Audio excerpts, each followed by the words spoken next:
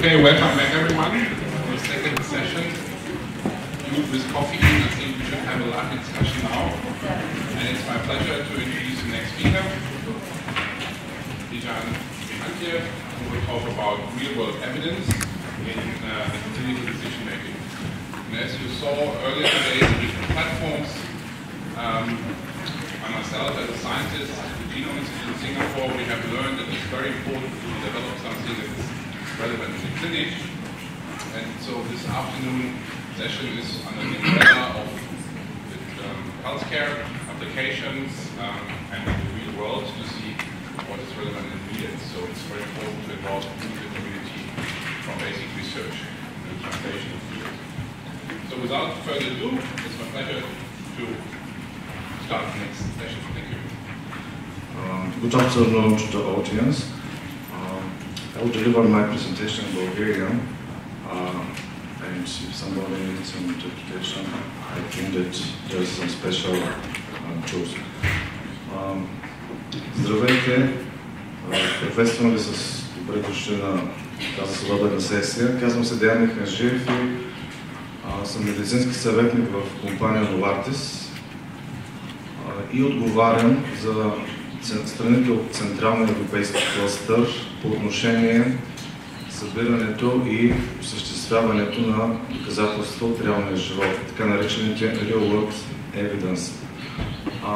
В настоящата презентация съвсем накратко и така по същество ще се опитам да ви отговоря на въпроса какво представляват доказателствата от реалния клиничен живот и защо имаме нужда от тях и какво е тяхното бъдеще в вземането на клинични решения в вашата ежедневна практика като клиницисти. Започвам с една цифра, това е 3%. За някои може да изглежда много, за други по-малко. Това е реалният процент пациенти по света с онкологични заболявания, които влизат в рандомизираните клинични проучвания. Добре известно е, че рандомизираните клинични проучвания представляват златен стандарт за даване на доказателства в клиничната практика, за одобрение на индикации и за писане на препоръки, така наречените guideline. Но информацията, която имаме, произлиза само 3% от пациентската популация, реално с определено заболяване в онкологията. Отговарям за онкологията в Novartis, така че това, което днес ще ви кажа, касае предимно тази терапевтична област, но много лесно може да се направят препратки към медицината въобще. Какво представляват така наречените доказателства от реалния живот? Искам да направя една разлика между данни от реалния живот или Real World Data и самите доказателства и evidence, Real World Evidence. Докато Real World Data или данните от реалния живот представлява просто една фактологична информация. Това са цифри, статистика, графики. Сами по себе си те не водят до някакво доказателство, но когато са структурирани, когато са анализирани и поднесени по начин, че да дадат възможност да се направи някакво заключение и някакъв извод, да вземете някакво решение в вашата клинична практика, именно тогава те стават evidence. Ако трябва да направим една аналогия с гроздето, което е още в лозето и виното, това са данните от реалния клиничен живот, дейтата. А това е evidence, с което вие можете да вземете някакво решение. Основно в 3 области генерираме и събираме данни в данните от реалния клиничен живот. Това са в клиничен аспект, в икономически и в така наречените Patient Reported Outcomes или данни, произлизащи директно от пациентите. В клиничните резултати ние правим различни замервания, смъртност, прогресия, преживяемост без прогресия и така нататък. Това са параметри, с които изследваме прогресията на болестта и нейното повлияване от съответната терапия. В икономическите резултати, които са втората така група, ние правим различни замервания на медицинските и немедицинските ресурси, които се използват при определена терапия. И третата група, Patient Reported Outcomes или данни, получаване директно от пациентите, представлява една много значима част в събирането на данни от реалния живот. Всяко едно измерване или някакъв репорт, отговор на някакъв въпрос от страна на пациента, който се получава директно от него при провеждане на структурирано интервю. По отношение на източниците, те могат да бъдат много. Искам да ви обърна внимание върху няколко от тях. Това са така наречените регистри. Това са едни кохорти от наблюдавани пациенти с определена патологична характеристика, които се отличават, да кажем, с определена болест, с някаква определена патология. И така наречените надзорни проучвания или сървеи, които представляват едно междинно звено между маркетинговите проучвания и неинтервенционалното обсервационни проучвания и един много елегантен тул, много елегантен инструмент, с който ние успяваме да получим по един несложен начин сравнително достоверно количество информация за определена кохорта пациенти. Към днешна дата, кое е така на основно ниво? Кои са нуждите, които налагат отговарянето на няколко основни въпроса? От гледна точка на създаването на някаква нова терапия. Представете си, че открили сме някаква молекула, получила тя регулаторно одобрение и ние стигаме до нейното приложение. В първия момент с тази новата молекула ние трябва да отговорим на въпроса: може ли новия лекарствен продукт да работи при определени условия? Точно тогава той се тества в една много селектирана среда, която са рандомизираните клинични проучвания, и показва способността да се прояви определен терапевтичен ефект. Втория въпрос: дали този продукт работи? Вече това са трета фаза клинично проучване, където го съпоставяме с златния стандарт или с плацебо, за да установим какъв е терапевтичният ефект при определена пациентска популация в сравнение с някаква друга контролна група. И третия много важен момент, това е дали този новия продукт осигурява стойност за парите, които струва това новото лечение. Съвсем логично в регулаторен аспект съм ви представил една таблица на доказателствената сила на Evidence по Cochrane. Виждате, че те има 3 стъпала: Efficacy, Effectiveness и Cost Effectiveness. Съвсем логично е, ако сме на най-долното стъпало, имаме данни само за ефикасността на този продукт, т.е. със способността му да продуцира желания ефект. Дали имаме всичко това, което ни е необходимо, и дали видимостта за стойността на този продукт от най-ниското стъпало е по-голяма, както твърди този господин, защото той твърди, че вижда всичко от първото стъпало. Дали ако се изкачим на следващото и на по-следващото, няма да получим една много по-голяма и пълноценна картина, представа за стойността на този продукт. Защото докато ефикасността, това е да установим дали съответният лекарствен продукт продуцира желан терапевтичен ефект. Ефективността, ние вече изследваме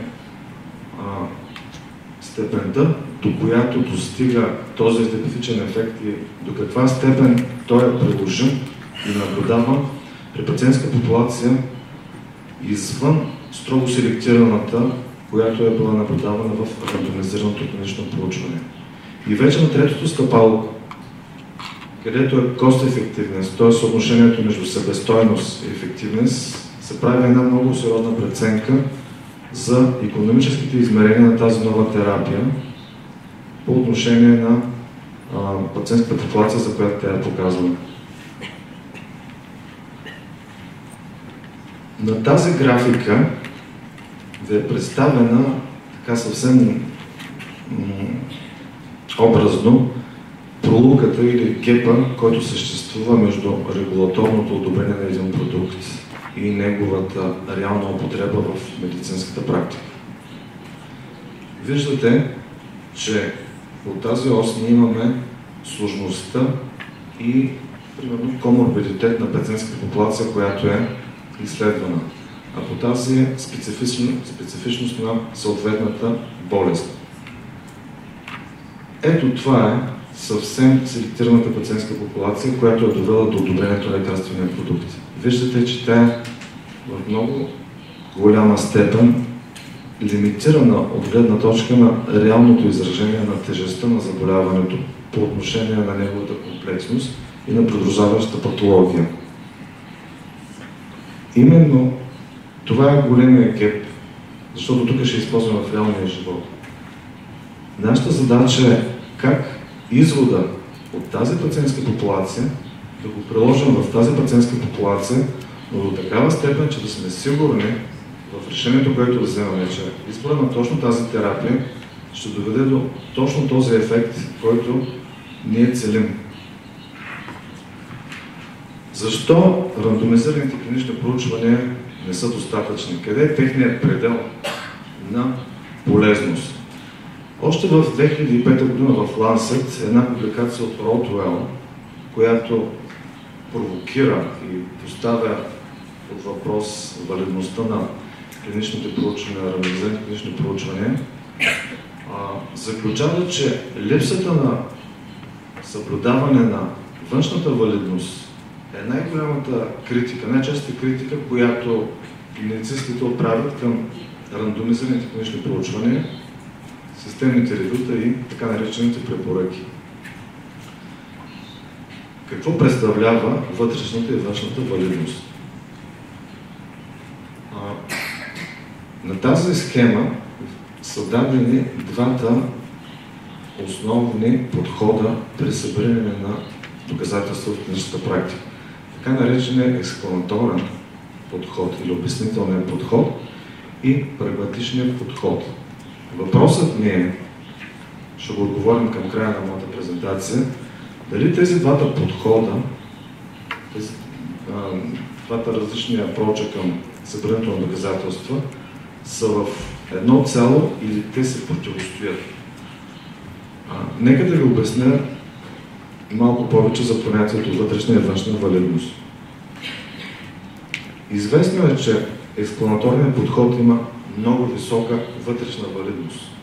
Това са предимно рандомизираните клинични проучвания до трета фаза. Тяхната цел е да установят, да потвърдят научната хипотеза, да установят, че съответният лекарствен продукт, т.е. разликите, които се съблюдават с контролната група, затова има рандомизация, т.е. случайно избиране на пациенти. Едните са към новата терапия, другите към контролната група, златния стандарт или плацебото. Дали тези разлики се дължат именно на новия лекарствен продукт, терапевтичните разлики, или на някакви случайни фактори. Това дава високата вътрешна валидност. Това са предимно проучвания с по-софистициран, по-сложен дизайн, изключително контролирана обстановка, сложен протокол и предимно фаза 2-3. За разлика от тях, така наречен прагматичен подход не се отличава с толкова рестриктивен дизайн и той има ниска вътрешна, но много висока външна валидност. Т.е. дизайнът на този подход, прагматичният, е създаден така, че да установи дали наблюдаваният терапевтичен ефект, който установихме при експланаторния подход, може да бъде приложим при една широка пациентска популация извън тестваната в рандомизираното клинично проучване. И оттам идват така двете основни разлики между рандомизираните клинични проучвания и данните от реалния живот, Real World Evidence. Те са много, но аз бих акцентирал вашето внимание върху три от тях. Целта научният въпрос, който ще се изследва, и пациентската популация. По отношение на целта, при рандомизираното клинично проучване не изследваме ефикасността, т.е. способността да се продуцира желания ефект, а при real-world evidence, данните от реалната клинична практика, ние изследваме ефективност, т.е. степента, до която този желан терапевтичен ефект се наблюдава при една по-широка популация извън тестваната, която е много селектирана. И съответно, въпросите, научните въпроси, които отговарят тези два различни подхода, в първия при рандомизираното клинично проучване, дали продукта работи в експерименталния сетинг, в строго контролираната среда, каквато дава рандомизираното клинично проучване, а при втория подход на Real World Evidence или прагматичния подход, дали този продукт работи в условията на реалната клинична практика, където пациентите не са толкова селектирани, имат и своите коморбидности, имат и съответната патология, съответните комедикации. И съответно пациентската популация в първия случай е много хомогенна, много селектирана при рандомизираното клинично проучване, а при Real World Evidence или прагматичния подход, тя е доста хетерогенна и отговаря на реалната пациентска популация. И една много важна разлика между тези два подхода, това е релевантност към практиката.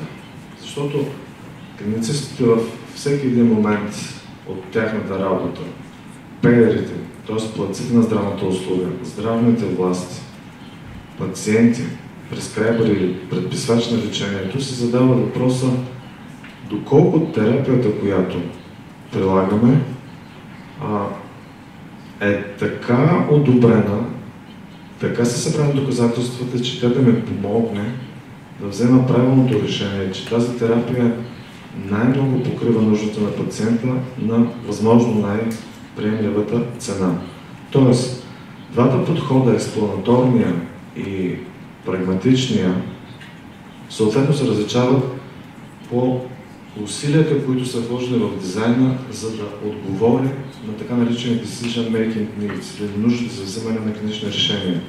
Докато през експлоанаторния подход, рандомизираните проучвания, много малко усилие е вложено в отговор на такъв въпрос, поради самото естество, че това проучване има съвсем друга цел. При прагматичния въпрос, дизайнът е почти изцяло съобразен с нуждите на реалната клинична практика. И въз основа на това релевантността за взимането на решение е съвсем директна при прагматичния подход. Докато при първия подход тя е много малка, трудно доловима. Един много важен аспект, когато нова терапия излиза на хоризонта и влиза в ръцете на лекуващия лекар, основният въпрос, който се задават здравните власти, здравните фондове, Националната здравна каса, дали новото лечение и съответно реимбурсацията, която то ще понесе, си струва цената. Тогава се провеждат едни специални анализи, наречени Health Technology Assessment, които дават информация на властите на щитили за взимане на здравно-управленски решения. Тоест, тук се изследва поведението на лекарствения продукт в реалните условия, съпоставен с други терапии, с други патологии и данните, търси се някакво доказателство дали лечението ще работи и всичките асоциирани разходи и себестойност, които то генерира, са обусловени и дали е рентабилно. Един пример, който е съвсем наскоро публикуван в Oxford University Press през април 2017 година, при няколко месеца. Английският фонд за реимбурсиране на антиракови терапии прави един анализ на много одобрени терапии през последните 2 години. Дали те дават така наречения meaningful clinical benefit или обоснован или значим клинична полза на пациентите, сравнени с други терапии. По данни от рандомизираните клинични проучвания, с които са одобрени анализираните терапии, се установява, че общата преживяемост, ползата, която дават новите терапии, е общо 3,2 месеца, между 1,4 и 15,7 месеца. На пръв поглед, новите терапии, антиракови, са регистрирани с този клиничен бенефит или клинична полза. Обаче, когато се вземат под внимание други обстоятелства, като качество на живот на тези пациенти, токсичните странични ефекти на терапията, много от лекарствата, които са тествани, не съумяват да покажат реална клинична полза. Тоест, ползите за пациента в условията на реалната клинична практика стават доста въпросителни, неизвестни. И тук идва целият набор от real-world evidence или доказателства от реалната клинична практика, които бихме могли да обобщим като много по-широк рейндж, много по-голям диапазон на доказателственост на резултати, които този подход може да донесе на клиницистите в отговор на научно-изследователски въпроси в сравнение с рандомизираните клинични проучвания. Най-общо бихме могли да ги разделим на две групи тези въпроси. Така наречените disease-related или свързани с болестта, когато ние търсим отговор на въпроса имаме ли нужда от новия лекарствен продукт. Тук отговаряме тук търсим тежестта на заболяването в икономически, човешки, хуманистичен аспект. Търсим пациентския поток и спазването на съответните настоящи алгоритми, пациентските субгрупи, които биха могли да бъдат повлияни. Търсим да установим така наречените непосрещнати медицински нужди. И съответно втория подход е продукт свързани въпроси, които са вече могат да бъдат изследвани след одобряването на лекарствения продукт. Тук имаме да отговорим дали този новия продукт дава стойност за парите, които струва неговото реимбурсиране, неговото лечение. Тук вече се изследват такива effectiveness comparative trials, т.е. проучвания за сравнително изследване на ефективност, на безопасност, придържане към терапията и така наречените Patient Reported Outcomes или данни от пациента, получени при директно запитване. Виждате, че набора, арсеналът на инструменти, които real-world evidence дава за извършването на решение, здравно-управленско решение, много по-голям, по-обширен и всеобхватен от самото рандомизирано клинично проучване. В следващите 3 слайда ще ви запозная с практичните аспекти на real-world evidence или доказателството от реалния клиничен живот, реалната клинична практика. На първо място това са ключови Big Data инфраструктурни инициативи, най-важна от които с най-голям размах е една инициатива на ASCO или American Society of Clinical Oncology, наречена CancerLink. CancerLink над 1 милион пациентски досиета и над 1500 онколози в Съединените американски щати. Какво представлява тази инициатива? Това е Point of Care, това е лекуващия лекар, който директно внася данните за лечението и за изследването на съответния пациент в една стандартизирана IT платформа. Данните се събират, трансформират, те се агрегират и биват подложени на един много сериозен анализ, където се търсят корелации, търсят се трендове, прави се peer review или ревю от съответни специалисти, равнопоставени специалисти И след установяването на тези трендове, информацията може да бъде подадена обратно към лекуващия лекар, т.е. в реално време, когато му се налага да вземе някакво управленско решение, някаква терапия при някаква пациентска популация или конкретен пациент, с данните от Link, той има много повече доказателствен материал, много повече аргументи в избор на определена терапия. Вторият практичен аспект, това е така наречения адаптив пето или адаптив път за регистриране на нови лекарства. Какво представлява конвенционалния, т.е. досегашния сценарий? Имаме данни от рандомизирани клинично проучване, одобряваме лекарствения продукт от регулаторните агенции FDA, Европейската медицинска агенция, и едва след това започват обсервационните проучвания, които ще дадат нови данни, така наречените Real World Evidence, за този лекарствен продукт.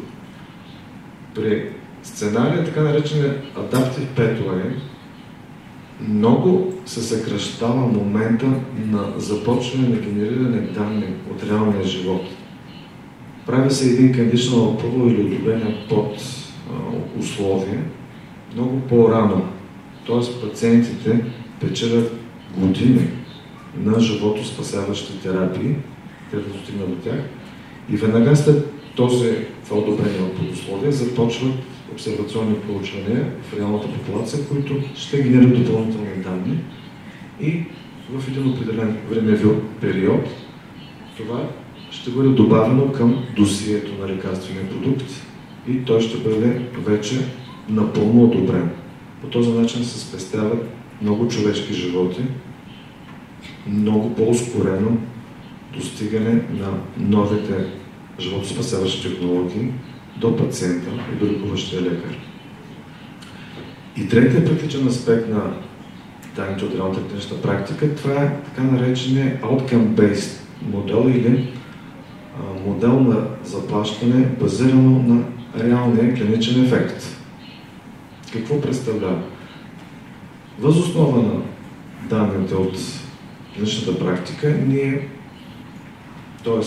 компанията, която доставя съответния лекарствен продукт, прави един договор, едно споразумение с здравните власти за заплащане само на тези пациенти, които са получили реален клиничен бенефит, реална клинична полза. Например, границата може да бъде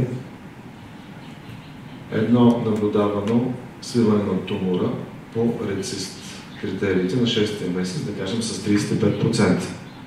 Пациентите, които са респондали, ще получат пълна реимбурсация, а останалите, които са не респондали, в зависимост от договорката с здравните власти, ще имат частична реимбурсация или връщане пари обратно от фармацевтичната компания на обществото и на здравната каса за пациенти, които не са повлияли.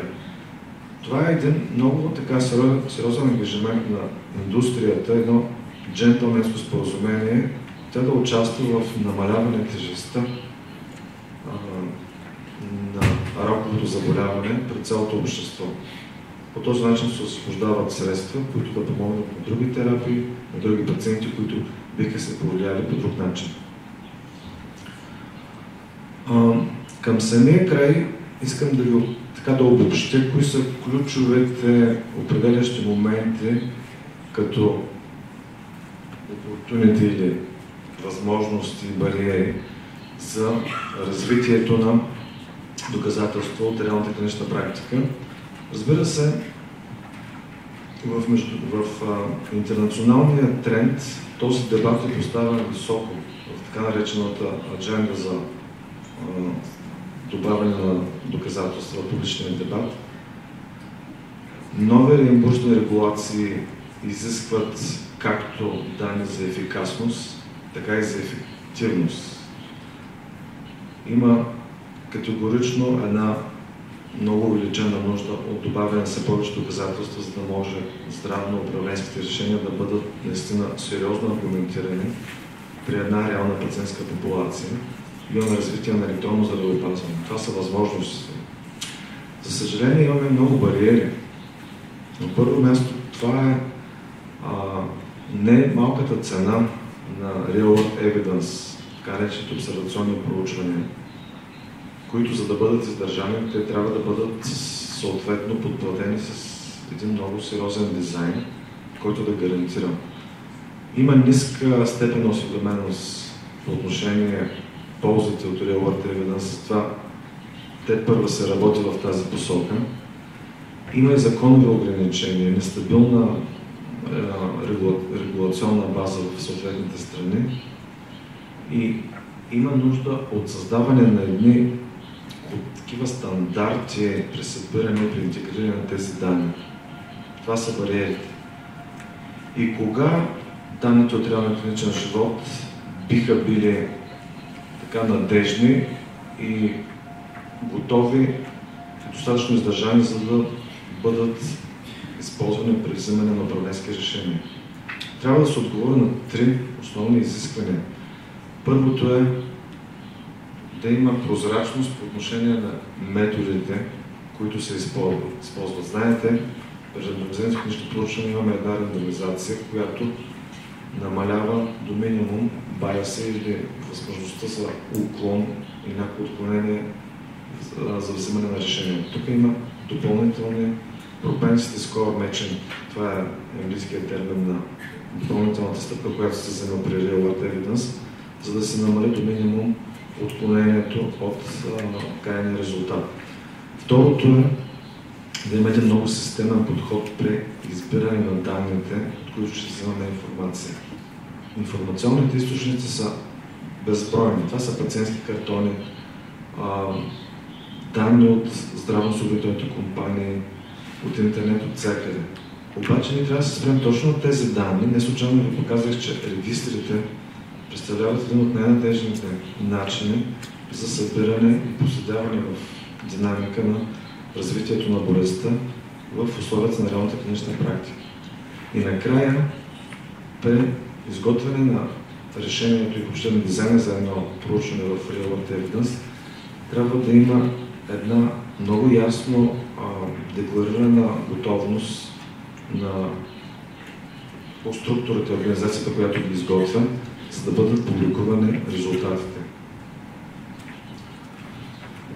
И 2 много важни неща увеличават транспарентността и увеличават увереността в данните, получени от реалната клинична практика. Това са качество на самата информация, която се събира.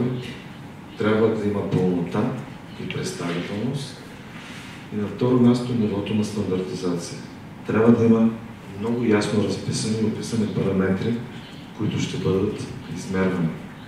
Без тези 2 базови или ключови изисквания, ние не можем да гарантираме, че данните от реалната клинична практика са релевантни и биха могли да послужат за вземане на управленски решения. Кое налага реално нуждата от? Кой е този натиск, който кара здравните власти, научните дружества, лекарите, фармацевтичната индустрия да пристъпва към вземане на решения и да отделя средства за събиране на данни от реалния клиничен живот? Бихме могли да ги обобщим като външни и вътрешни. Като външна такъв предпоставка или натиск, това е развитието на дигиталната революция. Вече мисля в ерата на така наречената Big Data, т.е. създаване на изключително големи масиви данни. Само за сведение ще ви кажа, че по отношение на Big Data е установено, че на всеки 40 дни информацията в онкологичните регистри, онкологичната база данни на пациенти с онкологични заболявания се удвоява. На всеки 40 дни имаме удвояване на всички тези данни, които се събират от пациентите, както ви казах в Link, в тази платформа в Съединените американски щати. Може да се представите чудовищен ресурс за анализ. След това, външните стейкхолдери, извън фармацевтичните компании, научни дружества, лекарски и съсловни организации, самите за своя собствена сметка започват да продуцират проучвания с Real World Evidence, за да могат да бъдат улеснени в вземането на управленски решения. По отношение на вътрешните, които стоят в самите доставчици на лекарства в фармацевтичната индустрия, това са, че управленските решенията и по отношение на Real World Evidence в целият цикъл, така наречен лайф цикъл на един лекарствен продукт, не са напълно интегрирани в стратегическото планиране. Докато преди няколко години Real World Evidence се събираха след регистрацията на лекарствения продукт, сега започва много по-рано, още на ниво епидемиология, да се прецени реалната нужда от този лекарствен продукт. И освен това, така наречените Data Analytics или анализатори на данни, които все повече се развиват и все повече намерят начини да се осигури тази синхронизация, тази стандартизация на събрание на данни, за да бъде техния анализ релевантен и надежден, все повече се очертават като един много мощен стълб в осигуряването на научни доказателства и доказателства от реалната клинична практика, редом до рандомизираните клинични проучвания. И в началото ви така съвсем образно поставих един въпрос. Двата подхода, експлоаторния и прагматичния, дали са в единодействие или те се противостоят в събирането на клинични доказателства? Сега вече може да отговорим, че двата подхода безусловно имат своето място в клиничната практика. Все повече се налага създаването на проучвания, които имат прагматичен дизайн. И съображенията по отношение постигането на вътрешна валидност, каквато е на персонализираните клинични проучвания, не трябва да са за сметка на външната валидност, т.е. за сметка на реалната приложимост на новата терапия. И като един последен слайд, какво е бъдещето на данните от реалния клиничен живот по отношение бъдещия импакт, бъдещото значение на данните от реалния клиничен живот за вземане на управленски решения? То е много ясно. Те трябва да затворят този геп, тази полука, която е между регулаторното одобрение на лекарствения продукт и реалната нужда, реалната употреба на лекарствения продукт. Ето тази популация трябва да бъде запълнена с информация и анализирана, да се получи истински евиденс и да може да се прецени в един момент продуктът А доколко е по-добър от продуктът Б.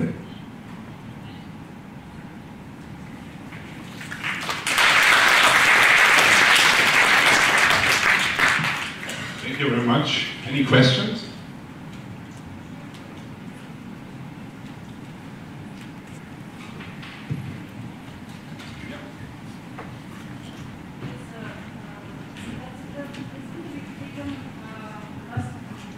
На вашият опит, какъв е подходът за събиране на real-time data в България и как тази информация според вас, като представител на Novartis, може най-бързо да стигне до тези, които вземат управленските решения?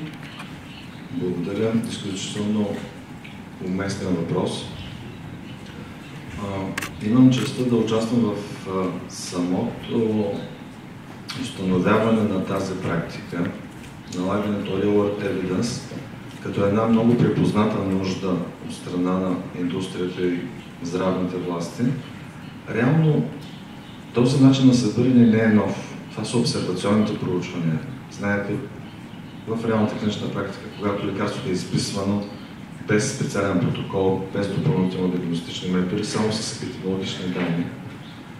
Но едва последните няколко години така са структурирали и ясно обособи нуждата от създаване на такава платформа.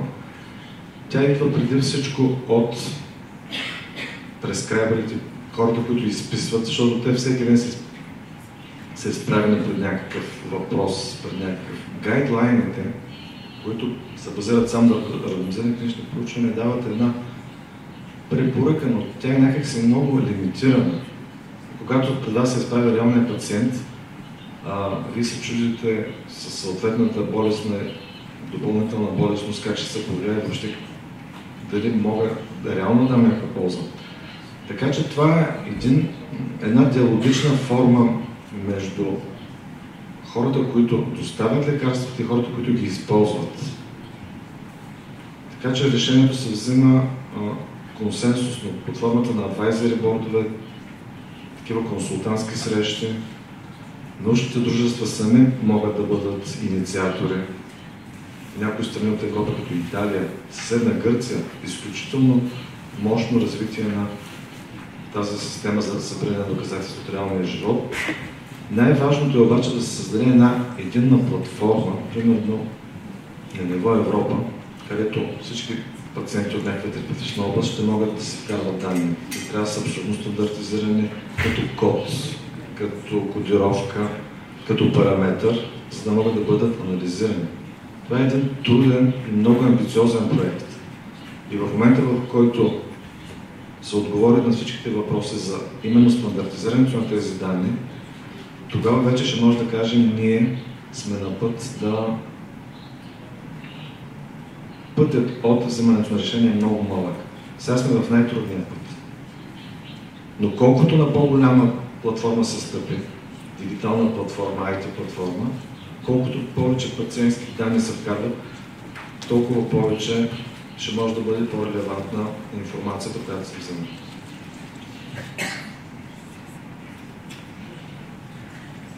Any other questions? Okay, then I think we can move on. Thank you very much again. Аз много благодаря за вашето активно внимание.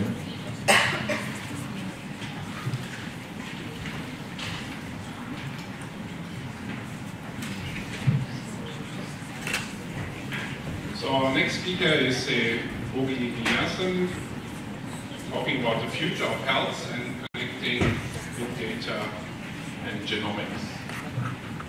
These sequenced twice, and I've done some of the gimmicks on the internet, like 23andMe and National Geographic.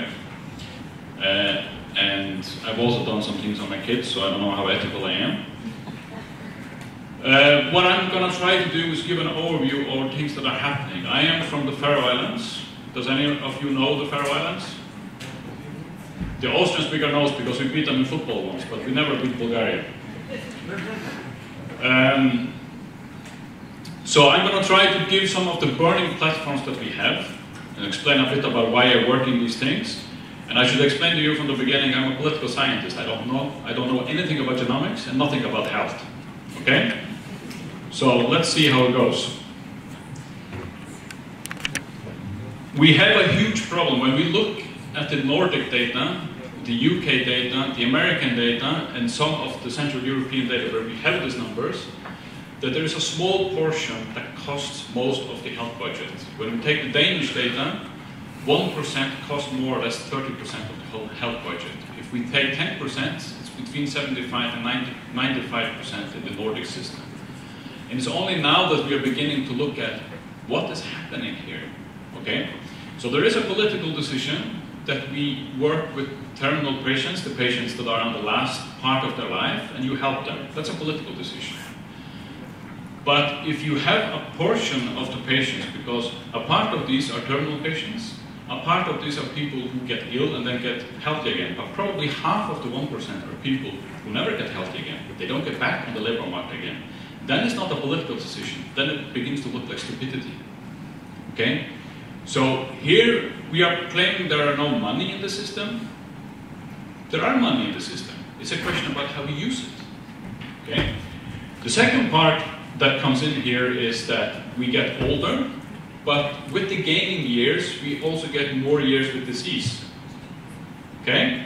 So if you don't retire later, and you get older, and you get more disease, it gets more expensive. It's not rocket science. Okay? My daughter is 6, she can calculate this. And this is just an old slide. The numbers are actually much worse than this. The medication that we use, the blockbuster medication that we use, is not really good. It's totally imprecision medicine.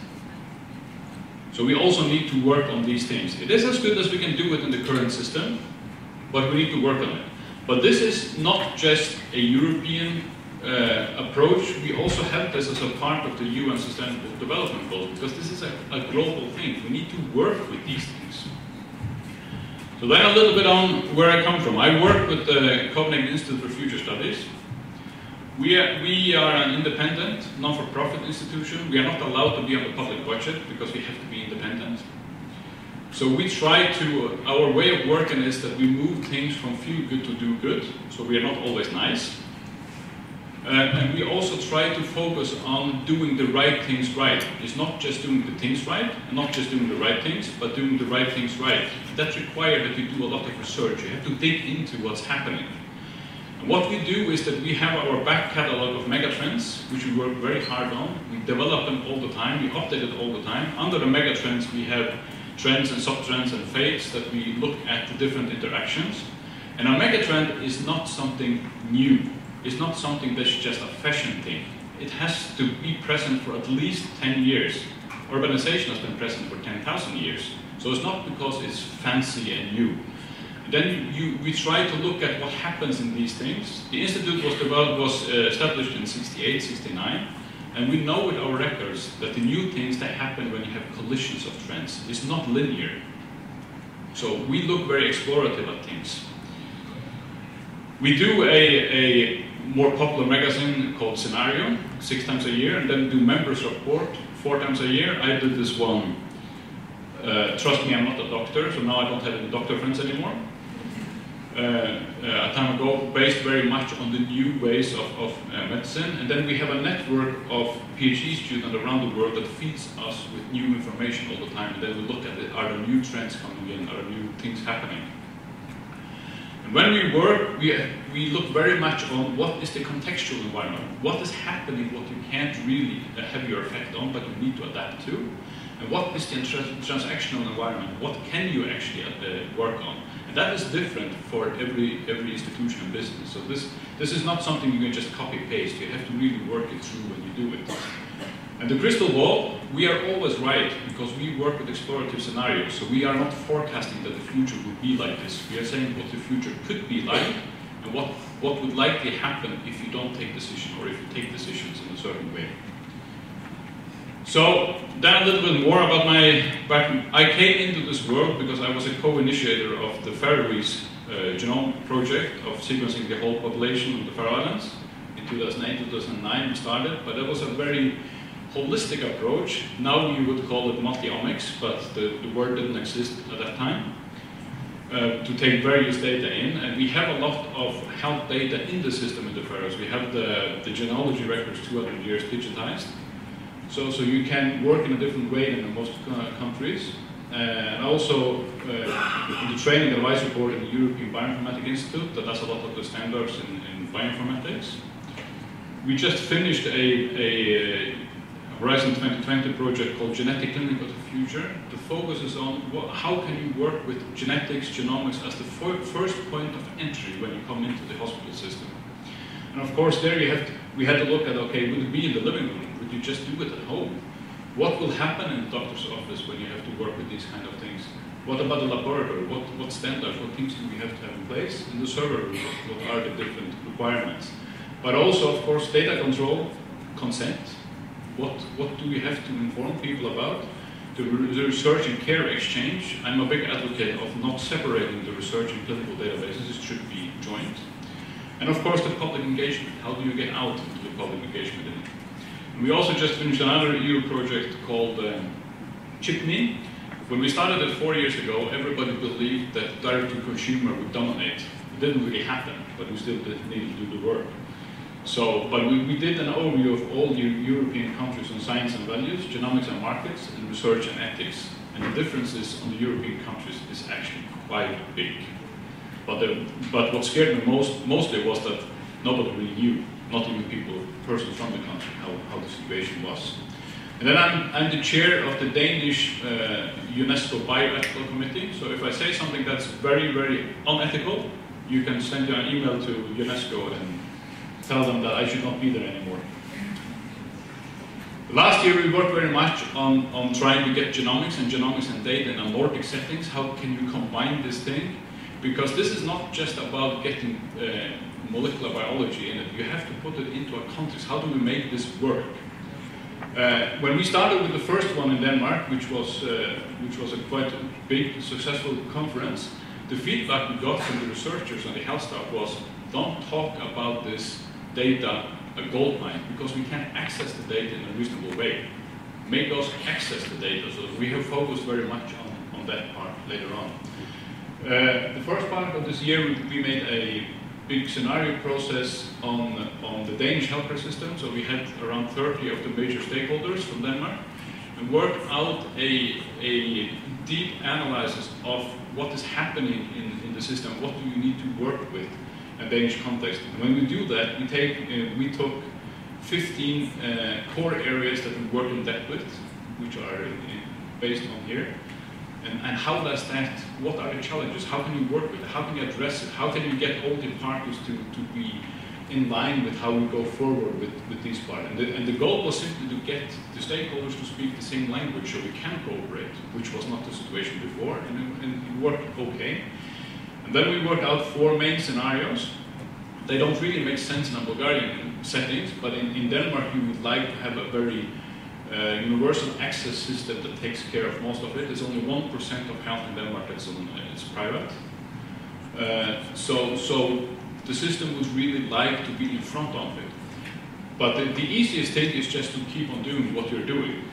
But what you don't do today is share data abroad. You don't share data amongst the regions, you don't really share data with other countries. And you cannot be a leader in future health if you can't share data across borders.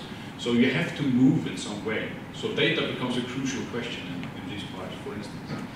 But we also see a movement in the different sectors converges. Different sectors are coming into health. All the big ICT companies are investing heavily into health, but also into genomics. It's not just health. So we will see changes here. I've made 23andMe just for fun, and they also sent me letters like, compared with your genetics and the weight you put into the system, you should be fatter than you are. Nice information, but I don't know how helpful that is. But we should also be aware of that these are working with the Silicon Valley data model, which means they want to control the data to get money, and that does not work for the future of health. I'll come into that later. We are very focused on big data. Big data might give patterns on what is happening, or what's happening there, but it's not saying why it's happening. Then we have to break it down and work with small data. So too much focus on big data is dangerous. You need to work on these parts. And we also know that today we only use 1% of the data we collect. So we should also ask, why do we collect it? I'm not saying we shouldn't collect it for future use, but I've experienced when I work in projects that because you didn't ask when you collected it, it was unusable when you wanted to use it. So we should be more qualified on asking this question. And there's also a cost in storing data. So is that better used by storing than for other things when you are there? And then the value of data is very high. Can we sell access? If we now make a very good biobank, if we make a very good repository, we will get all the big ICT companies to pay billions to access the data. Will that happen? We said the same about biobanks. There's one biobank in the world that's ever gained money, that's 23andMe. Okay, so we should also be a bit more qualified when we try to get these things out. The value of data, of course, it's there, but we have to think what we want for the society in this part. What we see a bit in the Nordic settings is that a politician will go out to talk to the industry and saying, we want life science, we will give you access the way you want, just make things happen so we can get some tax revenue here. And then they go on television and say to the citizen, we will promise you that privacy will be respected. Nobody can abuse your data. We can't do both things at the same time. So we need to work out how do we make this model so we actually both can have business and a good long-term societal effect of it. And this was just mentioned before, in the slide before, we are doubling the data at a rate that's accelerating. That's also something we have to be aware of.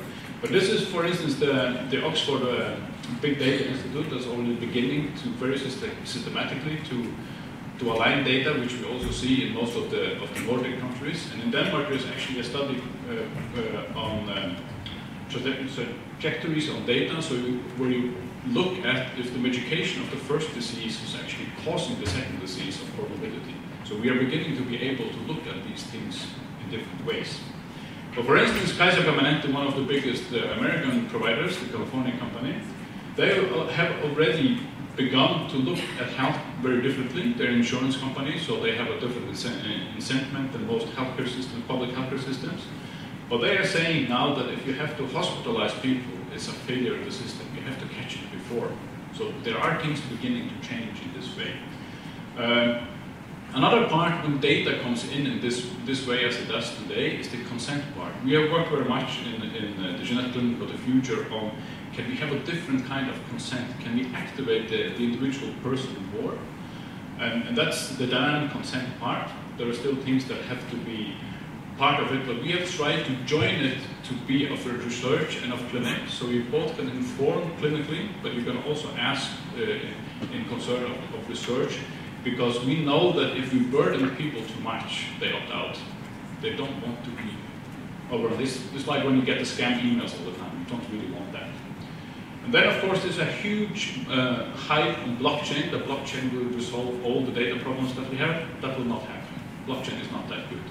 Blockchain is very good on traceability, so you can follow who used the data.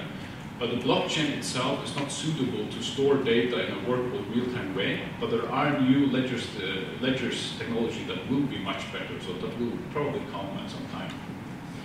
And then, of course, is the General Data Protection Regulation, which also comes into Bulgaria, as far as I know. And here there are a lot of issues, because it distinguishes between publicly held and commercially held data, which I think is a huge problem when it comes to health. It also says that you have to have a hypothesis when you work with health research. We invest, on the one hand, we invest heavily in big data, also the health part, and then we say we need to have a hypothesis to work with it. We should be able to research for patterns, to fish for patterns if we really want to get things to work in this way. But there are several good things in this part. One of the things, some of the things that we need to get in is the portability, so the person themselves can take data with them, and also the interoperability, so the systems can work together, which is a problem today.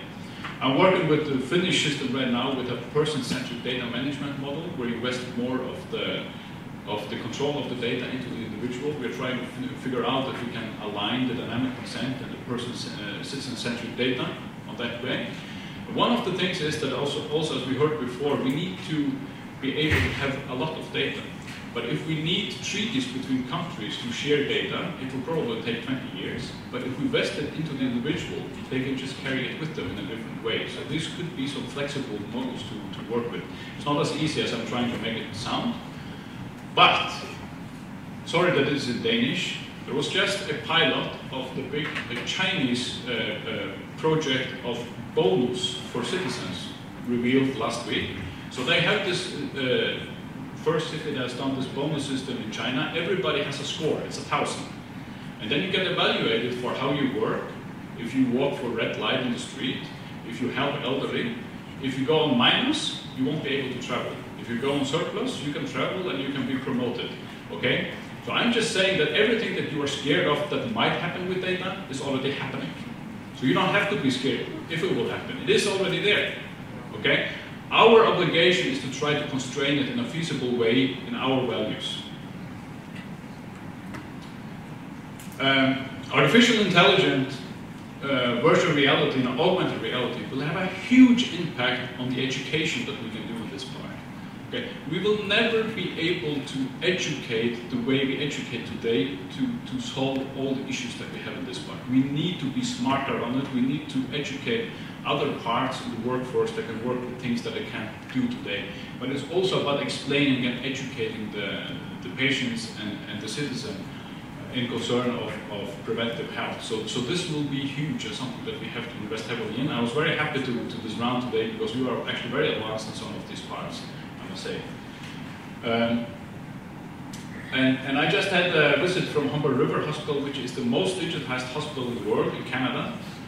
Everything is digitized in this. They have the Internet of everything, not the Internet of things, Internet of everything in the hospital.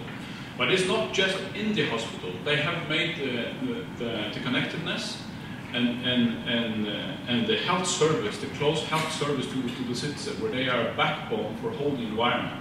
So when you come into the hospital, instead of somebody has to ask you what you want to eat, you just have a drop-down menu on an iPad and you choose everything. But it was so simple when they started this project. They just said, do we know what's happening on the hospital site? And everybody said no. Okay, then if we think the hospital like a control tower in the airport, can you then know what's happening? And that's what they did. Okay, but actually it's quite scary that they're the first hospital in the world thinking like that. So we will see in hyper-specialization, the fourth industrial revolution that merges data, physical stuff, and biology will come with high acceleration into healthcare. This is happening now, so we will see all of these things coming flying into healthcare, and we have to adapt to it. But still, the real thing is prevention. What we are doing today is that we use, and that's why it is so expensive, our focus, our grant systems, our hype goes towards helping in the last parts of life of people when it's very expensive, where treatments are very expensive and takes a long time to do. So we need to get earlier onto this. And we just did a forecast if the sequencing price drops with the same pace, and of course it won't cost zero because there are some additional costs to it. But this is just how fast the price are dropping now. So probably a full genome sequence will be $100 in 5 years. So the effect on what we can do with these things, we will begin to sequence everything. So that will have a huge part of it. And what was also mentioned before, value-based health. So we will leave the fee-for-service as we have today. Health systems today work in a way where you get paid for doing something. If it's good for the patient or not doesn't really matter. You get paid. And most countries are trying to figure out how can we work with a value-based system. And it seems like people are trying to push, can we have a cradle to grave, so we think in a lifespan, and that's not just for a single treatment on it. But then you have to figure out where are the data points, who should be punished and who should be rewarded. So there are big issues in these parts. But this is coming in, and probably you would need to find a system where you can reward somebody who can work with prevention, which is an issue today that we don't get. Then of course we have the CRISPR-Cas9, the gene editing. Probably most of you think that we can do designer babies tomorrow. That's at least what you hear all the time. But this is not where this technology is. But it will have a huge effect on how we can work with genomics in the coming years. We also have, these are just some of the big projects that we are seeing today. So there are a lot of large-scale projects. But one of the most remarkable, that's not that much hyped, is the Million Veteran Program in the US. Because you know that veterans, former soldiers, they have a disease burden that's 25% more than the general population. So you're trying to see, for instance, can you see if there are specific variation for people who get post-traumatic stress? Because then you shouldn't send them to war. So these things we will begin to look at. In my society, people will think it's very unethical to screen people like that. But if you look at the effect, if you know when the soldiers have post-traumatic stress, you know why. So it's not a question about if these things are coming. They are coming. The big challenge is can we make them work together on it. And this is just from Hudson Alpha, where they are beginning to work with some of the insurance companies as well. So this is also coming in the US context on that way.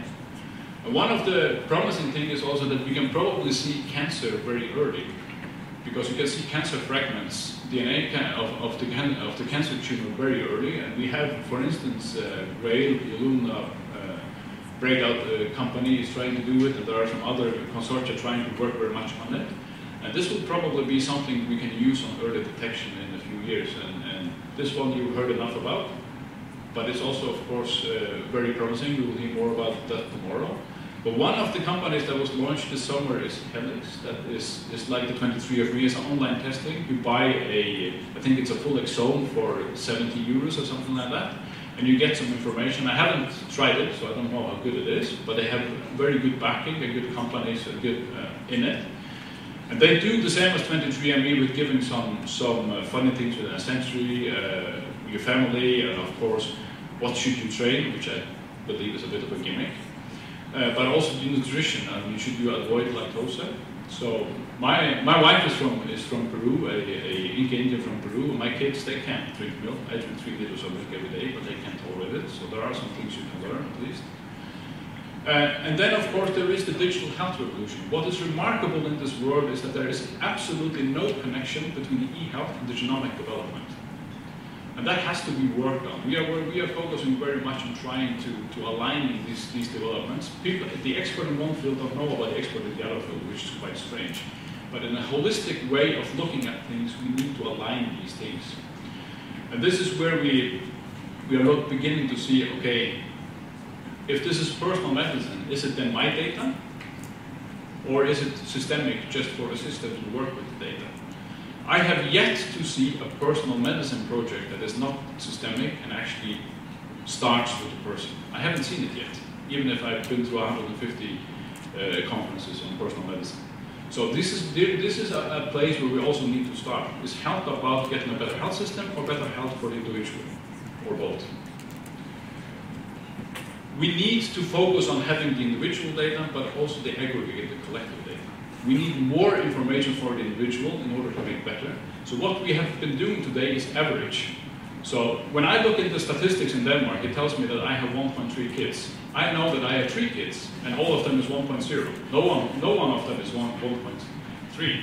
So this is how we are changing healthcare. We need, when you personalize, you look at the individual person, not at the average on it. But of course, we have organizations like Global Alliance for Genomics and Health that are trying to align and get the standards in order. One of the things, what we call wildcards, that probably will move this a lot, is that we have already, I've only put 4 of them on here, but there are around 8 big consortiums that are trying to provide global mobile internet. And with the 5th generation of mobile internet, which is 100 times faster than the 4th generation, you can really work with mobile health. You can really work with trying to reach out to populations that you can't reach today. So some of them would probably could be working in 3, 4, 5 years. This will be a huge game changer when it comes, if it comes. But of course, all the national telephone companies will go bankrupt. That's another story of it. But what we also see here is that we already today have 1 billion people in Asia, Africa, and South America who are in the middle class, have purchasing power like in the Western countries, but they don't have healthcare systems. They don't have healthcare providers. So there will come some scalable solutions there, and they don't have the ethical constraints because you go from nothing to something. And this middle class is growing extremely fast. So there will be solutions coming from there. But in the end, we need to work with the data ocean. And we need to move from data to information. Data is just when you look at something. Information is when it's doable and usable. In order to do this, we also need to be very precise to look at citizen, the individual citizen, the society as the group of citizens, the research community, the healthcare system, the public sector, and the business. This has to be aligned in some way. That was what we did in the Danish project this first part of the year. But we also have to think about the privacy issue. If we don't want to share data, forget it. It will never work. Okay? I can stand here with my genomes, but if it can't be compared to something else, it doesn't have any value. So we need to figure out how do we align this collective and individual. It's not one or the other. We have to align it in that way. And the access and the control and the ownership of data is also something that we need to work with. I will claim that our frames today, they cannot grasp, they cannot handle the task we have to do. So it's a new paradigm. So we have to think beyond the legal frames that we are in today. And the part where we are now is that we need to get behavioral data into the system. A lot of the discussion in health systems are that that's very difficult, how should we do it, who should do it? But behavioral data is already there. So it's not a question about if we should. What you leave on when you are on the internet, or when you are on Facebook, when you buy on Amazon, when you use your card, when you buy your food, everything is behavioral data. Your bank data, It's already there. The question is, can we get it in combined with the healthcare data? So this is where we need to work very much on this part. And in the Nordic setting, we see Finland working extremely hard on the data part, where they really want to get the individual into the center. And we see Sweden that have focused very much on a genomic infrastructure, and now trying to do some genomic medicine on it. And we see Denmark that is trying to make a system where everything is vested into the public sector. So that's different again. And Norway is a little bit behind, but they have a lot of money from the oil, so they will probably be able to do it. And in Iceland you have Decode, which is a private initiative that really has moved a different way, but there are some issues there because you don't really know who owns the data, you don't know how you can behave with the data. It went bankrupt 3 times, you don't really know which company has the control, but still they have done a huge amount of really, really good research. So what are our needs in this? We actually need to align the genomics and e-health on a larger level. And this is not something that you do once you have established some of these things. This is something you have to plan for in the beginning. We need to work with the standards. We need to have the sharing. We actually do need to have the behavioral data. The research that's done show that the behavioral data is actually more important than all of the rest that we can do with health. Okay? And then we, of course, we need to personalize health. Where is the individual in this part? Sounds a bit stupid, but we are systemizing personalized health. And we don't have the answers. We need to ask the question. This is where we are now. If we think we have easy solutions, if we think that the answer is just there, it isn't. It's a new paradigm. We need to ask the questions. Thank you.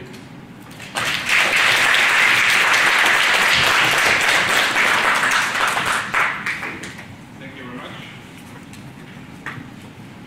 Thank you very much. Any questions? Here.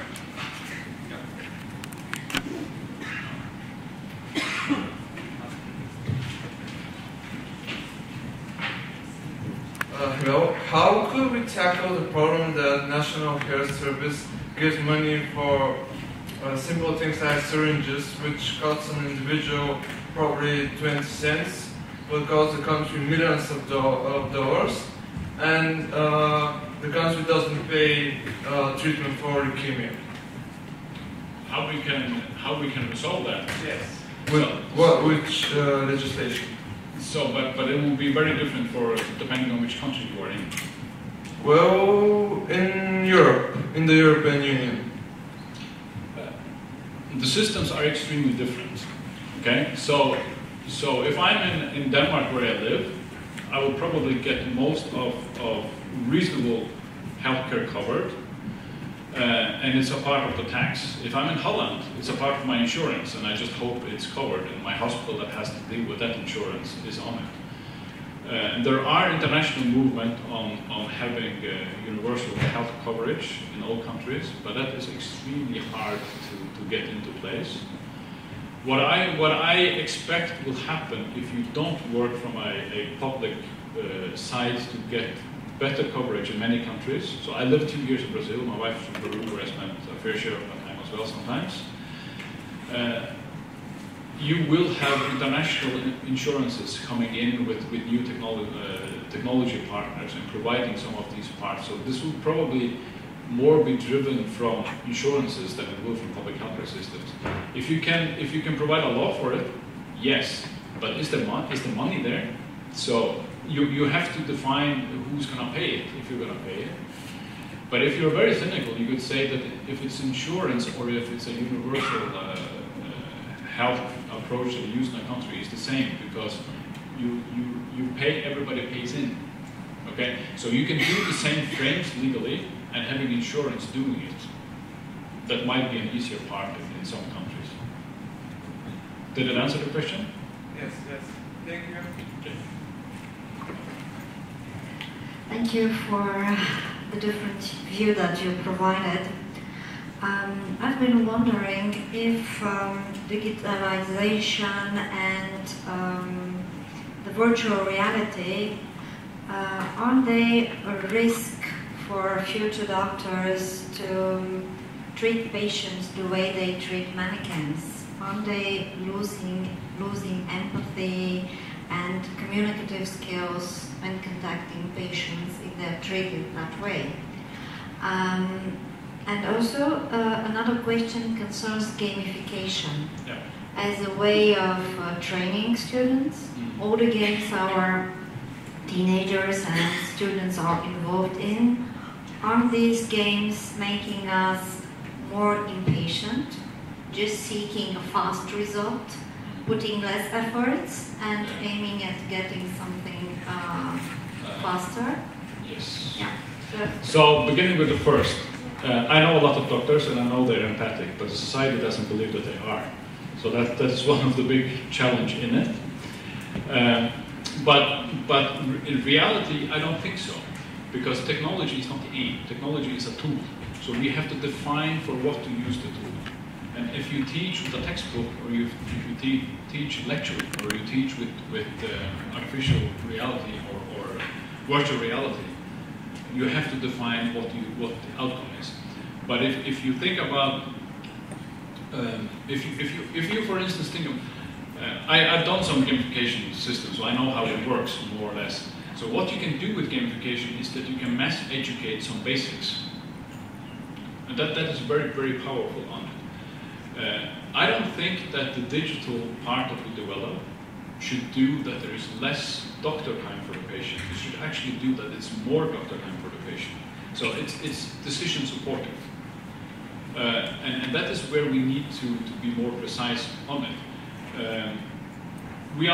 Why this is very frustrating now is because we're in the middle ground where the systems are not good enough so the doctor can just use it as automatic decision support. He still needs to be very focused, or she very focused on it, and that takes time from the patient. We need to get to the next level where it's more a easy to use tool. So I think that will come with development, but like in any branch, when you have these big changes, people are reluctant. And you also see that in healthcare, not just the doctors, but health staff, and everywhere where I've been. So that is a part of it. And the second question was? Yes, so what we, one of the things that we worked on here was instant gratification. So when you go into the hospital and you get a blood test done, you want a response on your iPhone while you're going down the stairs afterwards. Okay? We are getting very, very impatient. But I don't know if that's bad. Things are going faster. Where you can say this is very bad is in concern of working preventively, because people, it's very hard to explain to people that you should change your behavior, the nudging part that we want to do, on something that will be a benefit for you in 40, 50 years. So that's where this becomes a big task. Yeah. Well, thank you for the great overview. One principal issue for me from biology is, a few years ago, Joshua Marner, I think from NIH, CDC, discussed the problem that we have many genome association studies on complex diseases, but almost no environmental association studies. Also, the fast increase in complex diseases would point to environment, social, or whatsoever. Yeah. Does this mean the problem in the research is still only driven by market forces, and there is no possibility for public healthcare systems to look into the reasons of this disease? Yeah, so this is actually one of the points that we discussed very much in this Danish work that we did, is how do you actually get the environmental part into this? So the question before, when at the time of the GWAS study, it would be fairly hard to get some of the environmental data. Now it's a question about how do you do it more. I'm not saying it's easy, but we do see a huge development of smart cities, which have Internet of Things devices all over, which you can use on getting aggregated data on what's happening around. For instance, in London, they go to the sewer and see how much cocaine they can detect, to see if there are a lot of drugs in the city. Okay? So you can do a lot of these things, but you have to think it in a holistic way. So where we have a challenge, which I didn't really address today, is that we are all trained reductionistically. Genomics is holistic. That's my claim, at least. We don't have to discuss that. But when you work holistically, you also leave the hyper-specialization that the rest of the medical field actually has moved towards very much, because we want to have more precise and more deep treatment on diseases. So we need still to have the depth of the hyper-specialization, but look at the person as a whole person, which is a challenge in many systems. And this comes into then what? How much data can we take in? What we see there's an example in, I don't remember where, but in Northern England, where you have a specialized nurse that comes in and is a health knowledge broker for the patient that has several diseases, so you actually get around. And these are systems where you have to build the environmental data in. And your question on if it's market-driven, I think the question is that you set the frames, and if it's the public sector or the private sector who actually does the work that you are supposed to do inside, it's not so important, but you have to be very precise with the frames. And to me, if we begin to elect environmental data, we also need to be certain that this data is usable, because the research that has been done on Fitbits and other of these stuff is not good enough. It's not usable for healthcare, so we also need a standardization of those. Because many of the databases that I know the steps there, but I yeah. So, but these parts are I mean, 23andMe is trying to do those things. Helix is trying to do those things, but you could do it much better in a healthcare system. So I think that is one of the paths forwards. Okay, one last question. Yeah, you mentioned the requirement to move forward cautiously with all the data. Yeah. How do you do that against the backdrop of one, European nations and nations in general not sharing information, and two, the requirement for personalised and collateral health data? The 30-second holistic answer. Okay, a very short, provocative answer. I don't think that data is as vulnerable as we do it too. I think that what we are doing a little bit wrong is that we separate ourselves from our data, and that has been. We tend to want more security for the data than we want for ourselves. Okay, we leave data traces and biological traces everywhere. Doesn't mean that I think that everything should be open. I just think we should be reasonable on the utility on one side and the protection on the other side. We have too much focus on cybersecurity and too little on patient safety. This is about patient safety. How do you develop that? Cybersecurity is a part of patient safety, not the other way around.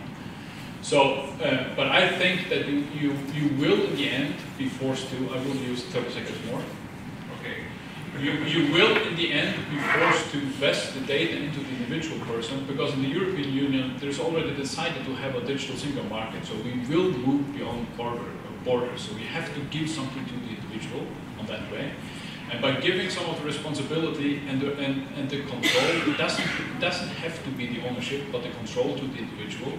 Then you have to work with those parts.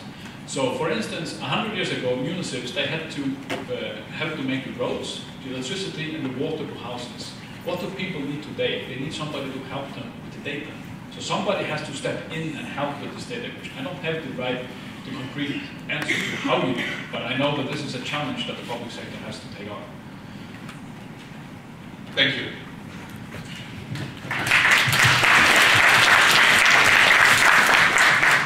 It's my pleasure to introduce the next speaker, Professor Sue Hill. She's a CSO, the Chief Scientific Officer of the NHS in England, UK, and she will give us a lecture on establishing National Genomic Medicine Service.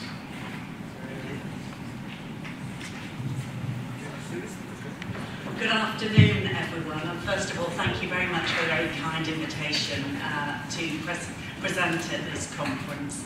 And I'm really delighted to be in this country, and I'm really sorry that I can't stay in this city for longer than I can do.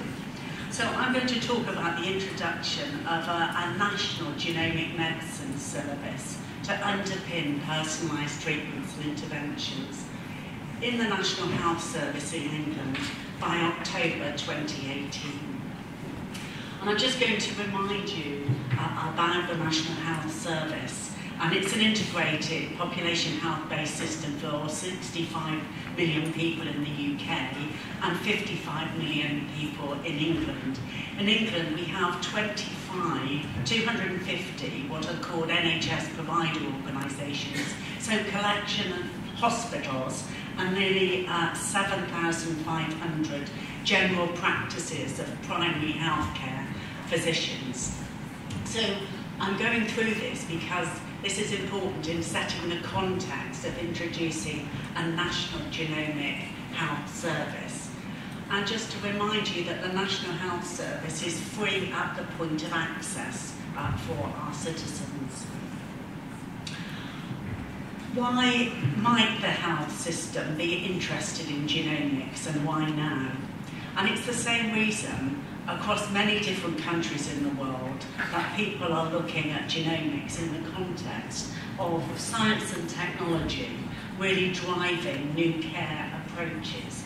So these are some of the areas that require action to really ensure that we have sustainable healthcare systems for the future. We were lucky that in England we recognised the role that science and technology would play, but also that genomics would be a key part of that. And it would be a key part in addressing three main areas for action and ensuring that we had a health service that remained free at the point of access. And that's to address the care and quality gap, to address a health and well-being and an inequality gap, and thirdly, to address what is a financial and efficiency gap as we go forward. Because this is a tax-funded healthcare system, and that level is not going up to the level that we require each year. So those are the gaps we're trying to tackle. We've had a focus, though, at both a political and a policy context for some 17 years now in the UK and specifically in England. In 2012, we had a really seminal report from Professor Sir John Bell about what the National Health Service needed to do to respond to the genomic revolution.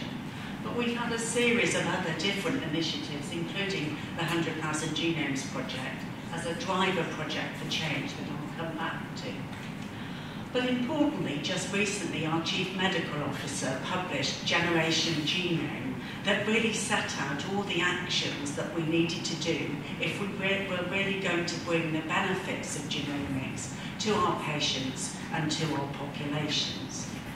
But what I know, because I'm part of the discussions, are there are a raft of different international approaches across the world, all focused on genomics and all focused on how genomics can be mainstreamed into healthcare practice. And indeed, I was in Athens in April when we heard, including from England, that how 55 different countries were taking forward their genomics initiatives. But what we know, and what we know in England, is for patients, if we embrace the genomic revolution, right up to the level of whole genome sequence, it will provide patients with a much quicker diagnosis. It will end a diagnostic odyssey of patients going in and out of the system, sometimes up to 20 years. But it will allow us to match the underlying cause with the appropriate intervention. And then it will give our patients with cancer a better chance of survival. And in many different cancers in England, we've not affected outcomes for over a decade. So the 100,000 Genomes Project has been a driver project in terms of the context of driving a change in the healthcare system. It was a Prime Ministerial priority project in 2012 following the London Olympics. And the 100,000 Genomes Project will sequence 100,000 genomes from patients with rare disease and from cancer, because those conditions were seen to have the largest unmet need and the need for us to better determine the underlying genomic cause.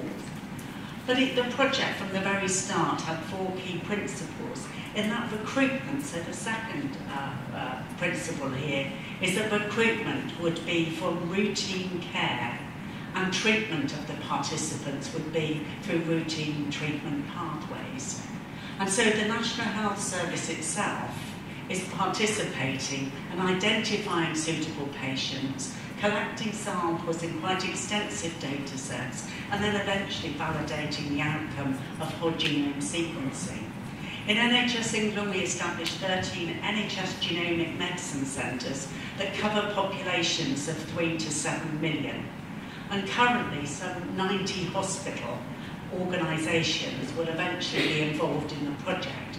But that's out of those 233 acute and care organisations that I talked about earlier. So we're only part-way towards engaging the whole of the NHS. But we've got a very strong contractual requirement for everyone to deliver to common protocols, to share data, to collate and submit data against quite extensive data sets and to agree data standards, and to drive best practice. And the main legacy, or one of the main legacies, will be integrating advanced genomics into mainstream NHS. So there's always been an expectation that the health service would adopt the outcomes of this. And what we've also recognised is we're not going to embrace in totality the genomics revolution if we don't develop the workforce and we develop our 1.3 million people who work in our health service in England. So this is a big data project. It's a big data project in terms of how the data is brought together. So these are those 13 genomic medicine centres who are collecting patient samples and also data to inform their rare disease phenotype and to inform parts of their cancer phenotype. This is being supplemented by other longitudinal data that everyone in the health service actually has from birth. Genomics England are coordinating our sequencing centre provided by Illumina, who provide whole genome sequence outcome data that's coupled together with that phenotype data.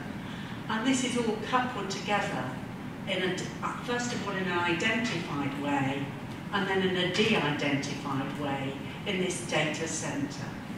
It's eventually returned back here for clinical validation and interpretation by people in our genomic medicine centres, but it goes through a relationship of genome interpretation service companies that are starting to visualise the variants from the outcome of whole genome sequencing.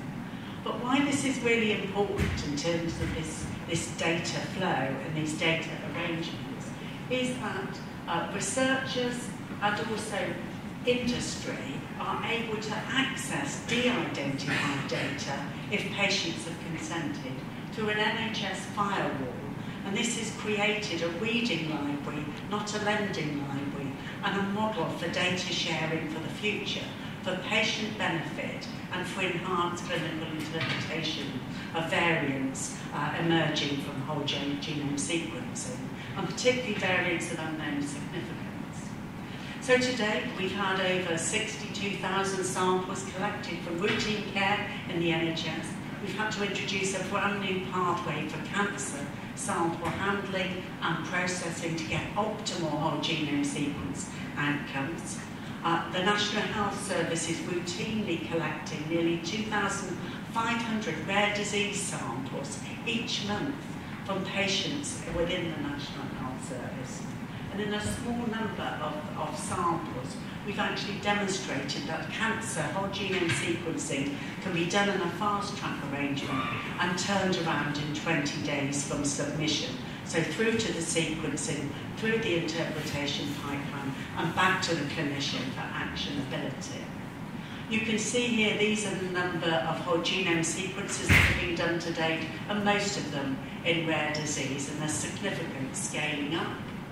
And over 2,000, nearly 3,000 families have received a report. And in those reports, in rare disease, some 20 to 25% of potentially actionable variants have been identified. and in cancer a greater number I'll come back to. But now we have over 18,000 whole genome and the outcome and associated phenotypic data within that reading library accessed by researchers. So it's already starting to change lives, and these are three examples. So firstly here, this 10-year-old girl who was admitted with life-threatening chickenpox, had previous unusual infections, there were mutations found in this gene but wasn't familiar to immunologists, and she went on to have a curative bone marrow transplant, and it was identified there were no risks to her siblings. The second patient here was a 24-year-old with intellectual disability. He'd been undiagnosed for 20 years. There was a defect found in this gene, and this was the end of the diagnostic odyssey for that patient, and follow-up was modified according to the variants that were actually found in this risk in terms of a particular clotting syndrome. And then finally, in infant P was a failure to thrive individual, unclassified immune deficiency, recruited with co-sanguineous parents, and died at the age of 5 months. The mother then became pregnant and was worried about the unborn child. A defect was identified in this gene associated with the deficiency in transcarbamylin, and the sibling was also this sibling that was eventually born was also affected with the condition, but can now be treated with vitamin B12 and is responding well and is alive. So not all of the interventions will be really expensive, but they are life-changing for individuals. In cancer, the cancer outcomes, we're seeing some 65% of additional actionability over and above standard care in the NHS. And that actionability means that many patients are able to enter clinical trials that they wouldn't have done previously. But importantly, it's providing whole genome sequencing extra diagnostic reach and driving a greater understanding of structural variants, copy number variants, and providing global patterns of mutation or signatures which provide informative underlying cause and enable us to follow through cancer patients through their journey and through the treatment journey. And just to come back to what I said about the access from the research community, and this is open to researchers across the world, there's now just over or nearly 3,000 researchers worldwide that have been signed up to be part of this research embassy. And now nearly just over 1,000 researchers are eligible for data access. And you can see that there are 40 topics or domains of research covering research, cancer, many cross-cutting domains, such as the application of machine learning within whole genome sequencing, but also how we can use the additional samples that have been collected to look at epigenetics. So this work with industry and with research is really important to continually refresh and update the Genomics England data set, and therefore the database of variants that are collected and can be used for comparison for clinical enhanced interpretation. So what are we doing? Well, having had that driver project, having demonstrated the change, and the NHS Genomic Medicine Centres were initiated in 2015, they became live in 2015. In 2018, we'll initiate our new Genomic Medicine Service. So one of the fastest transformation programmes we've ever seen in healthcare.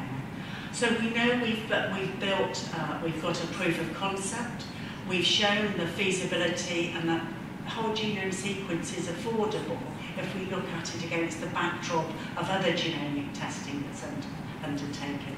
We know that we now can get consent from both patients and family members, as well as an understanding by professionals of the importance of data sharing for multiple purposes. We're starting to standardise processes, pathways and data flows. we begin to put system-wide involvement, put clinical leadership in place, which is critical for driving change, and then we're starting to align the National Health Service planning and commissioning or funding system alongside this. And what we're trying to do now is to create a comprehensive and equitable access to genomic technologies at the right level of application for 55 million people in the population.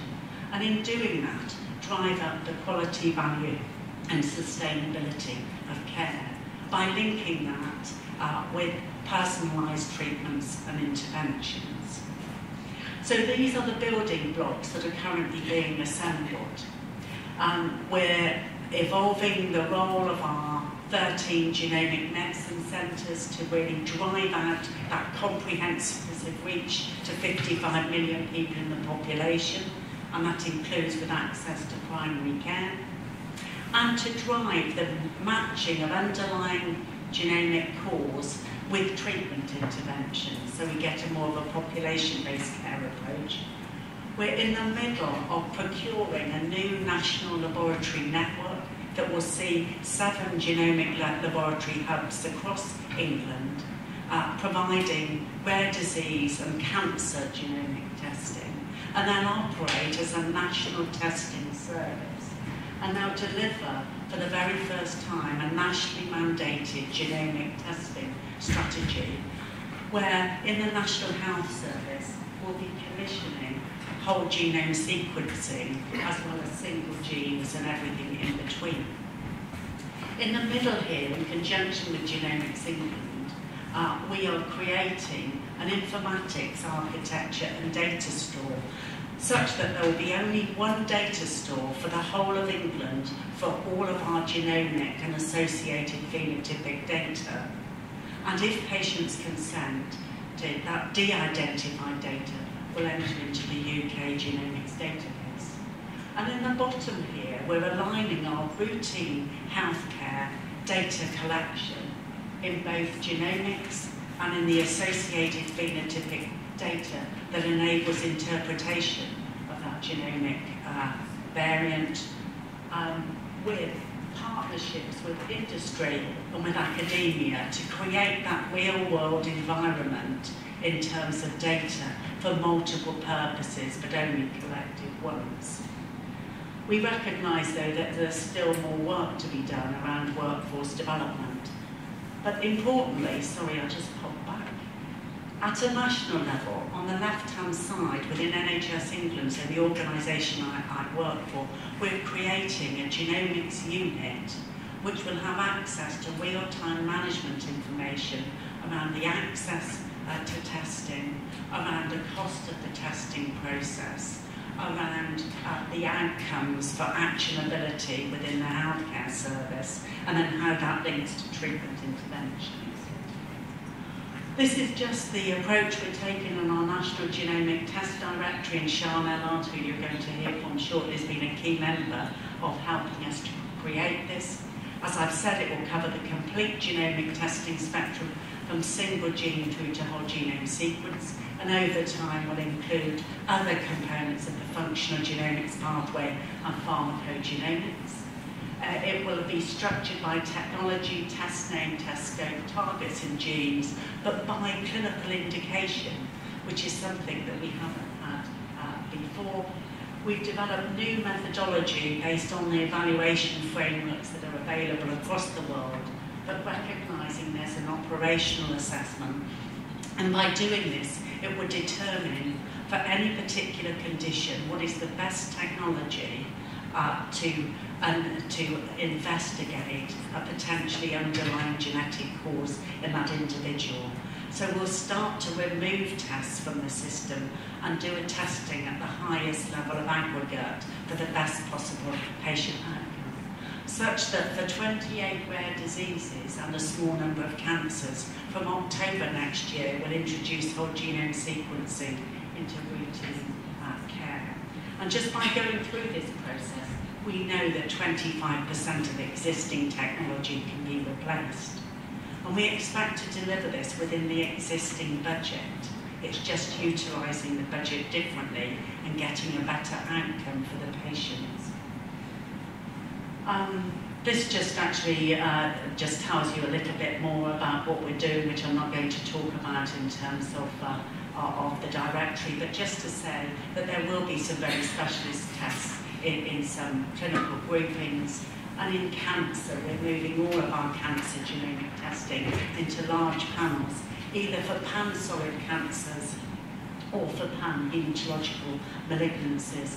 And our focus for whole genome sequencing in cancer will be in paediatric tumours and in sarcoma and a small number of hematological malignancy. So essentially we're creating a new model of genomic testing which is driven by an orders-based system and an approval depending on the level of access you're granted to the testing. There will be local wet lab tests up to the level of a whole exome, but also specialist gene panel testing, and then NHS whole genome sequencing. But all of this data generated across the whole of England will then enter into one NHS data warehouse and reports portal.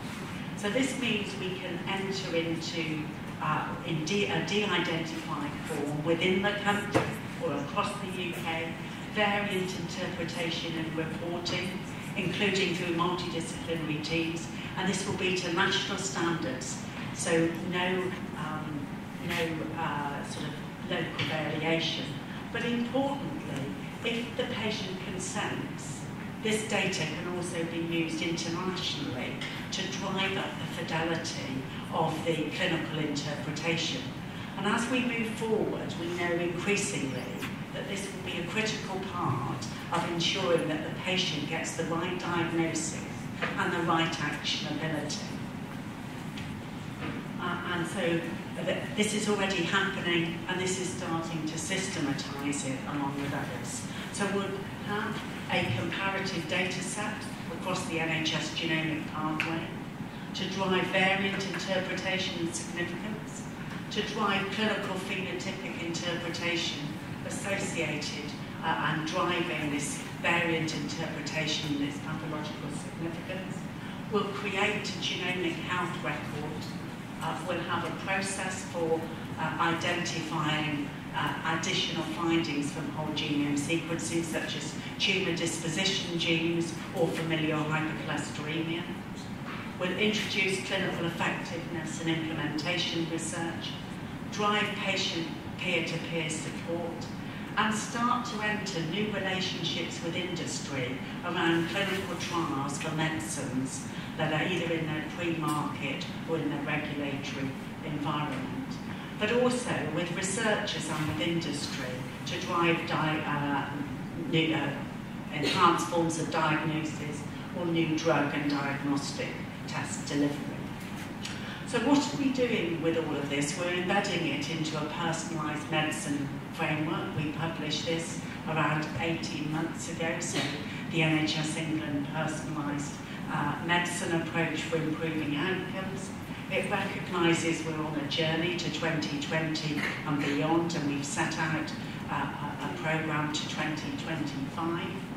And it recognises that to really personalise medicine, we need to bring to bear data analytics and informatics, including artificial intelligence, other functional diagnostics, and that not only includes here functional genomics such as epigenetics, transcriptomics, proteomics and metabolomics, but also other functional diagnostics such as imaging, with phenotypic characterizations and patient-generated self-reporting, so integrate all of that into one system to drive the 4 Ps of personalised medicine.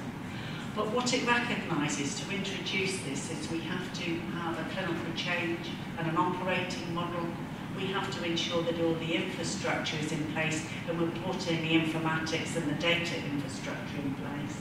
But there's a lot of policy system and regulatory change, and the ability up here to really review the evidence and bring in new technology and new innovation as that emerges.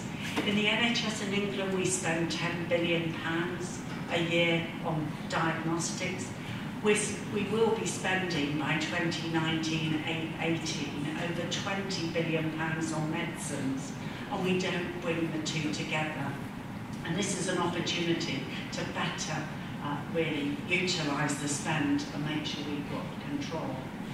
This is part of our whole pathway approach, so we're looking very carefully across this pathway, with overlaying that with the informatics and data platforms. We're looking at all of these areas where there's opportunities either for population health approaches or medicines optimisation to bring to bear genomic technologies, but also other next generation diagnostics. But it's important that we take the whole pathway approach if we're going to get the value-driven healthcare that we actually want for the future. And if we look to other conditions, what we recognise is that we have to get to a position of understanding the treatable traits. And this recognises in respiratory disease, it's not only understanding the genetic network, but bringing that together with the biological network, with the clinical network of comorbid conditions, and the environmental and lifestyle factors. And it will be bringing all of these together that enables a personalised approach for an individual patient to be constructed. In terms of genomics, though, we're looking beyond just oncology and chemotherapy or radiotherapy applications, but also how genomics may drive different surgical approaches from conservative surgery to minimally invasive surgery in patients where there's likely to be poor survival. And then just to come to genomics and medicines optimisation, we have a big programme to ensure that our medicines can be brought under control. And this, therefore, is a patient-centred approach with 4 principles. And we know that genomics will lead to, given a more precise diagnosis, to more precise treatment selection and fewer non-responders. We know that the patient response to a particular pharmaceutical can be predicted by the genomic and phenotypic characterisation, but currently we don't routinely do pharmacogenomics, but we will be in the future. But we know that genomic screening can potentially identify adverse drug reactions, and that we can start to link any pharmacogenomic profiling from whole genome sequencing to the patient record to be more predictive and proactive in response. So part of what we'll be looking at is how we start to take all the evidence from adverse drug reactions that currently cause 1 in 15 hospital admissions in the UK, and introduce perhaps a more systematic approach to understanding the association of serious adverse drug reactions with HLA alleles. And so these are some of the areas we're looking at next. What do we report as part of the 100,000 Genomes project? What should we do when we have routine whole genome sequence in place? What pharmacogenomic testing should we do routinely to drive better medicines choices? And how do we match drugs with action of their variants? Because at the moment that isn't systematic. But just one slide I want to put in from the Nia Mohammed at Liverpool is just to remind us all that with pharmacogenomics that we'll need to deal with common variants as well as rare variants. And over here, the quote from this paper is that approximately 30 to 40% of functional variability of pharmacogenes can be attributed to rare variants. So this is going to be a science in itself and a new and emerging science, and it demonstrates the importance of clinical pharmacology evolving as a medical specialty from where it is now. So we think the approach that we're introducing, coupled to personalisation, would deliver benefits to patients. It would deliver an earlier diagnosis, a more precise diagnosis, more effective treatments, fewer adverse reactions, but greater eligibility for clinical trials, a more prognostic and preventative approach. And for the system, that there would be a benefit, not a cost, to delivering. So we can optimise treatments, as I talked about earlier. We can start to remove unwanted variation, improve access and outcomes for patients. We can learn from the underlying drivers and cause of disease and remove the unstructured nature of current care delivery. We can increase adherence to medicines and the willingness to start treatment when patients know that they would respond. We can enable treatment that might be effective in a small fraction of the population to be made available rather than treating everyone in one homogeneous group. And we can reduce adverse effects and the uncertainty about value and enabling sustainability. And then finally, what we've recognised and what we've outlined in our strategy is we have to work not only within England, within the UK, but internationally if we're really going to benefit from genomics and to make sure that patients get the best possible outcome. But that includes with academia, with health systems, with patients, with industry, but within other countries. And we're currently developing a series of partnerships from NHS England with other countries. And from an industry perspective, it will be really important for us in England to start to enter into a new relationship with pharma around drug pricing and costing, and how we start to properly align trial design and patient selection, and drive repurposing of existing treatments from the outcome of genomic data. And at the bottom here, this is taken from our innovation pathway in England. And what we're hoping by aligning all these different components is we can drive invention through to adoption and diffusion in our health service in a very speedy manner. So it's 3 years from the start of the NHS contributing to the 100,000 Genomes project using whole genome sequencing in routine care. In 2018, we'll have a new service in for the whole of the NHS in England. So thank you very much for your time, and thank you very much for your attention. Thank you very much. Any questions?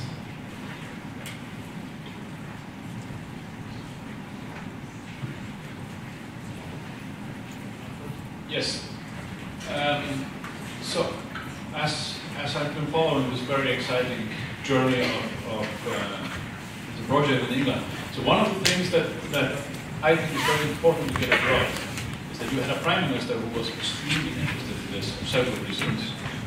And that has been probably one of the factors that actually push it along. He's no longer there, though. No, he was.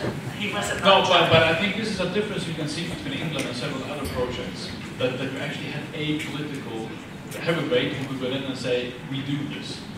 And the other thing which is different in the UK or in England from the rest is that you are allowed politically to have this business approach as well.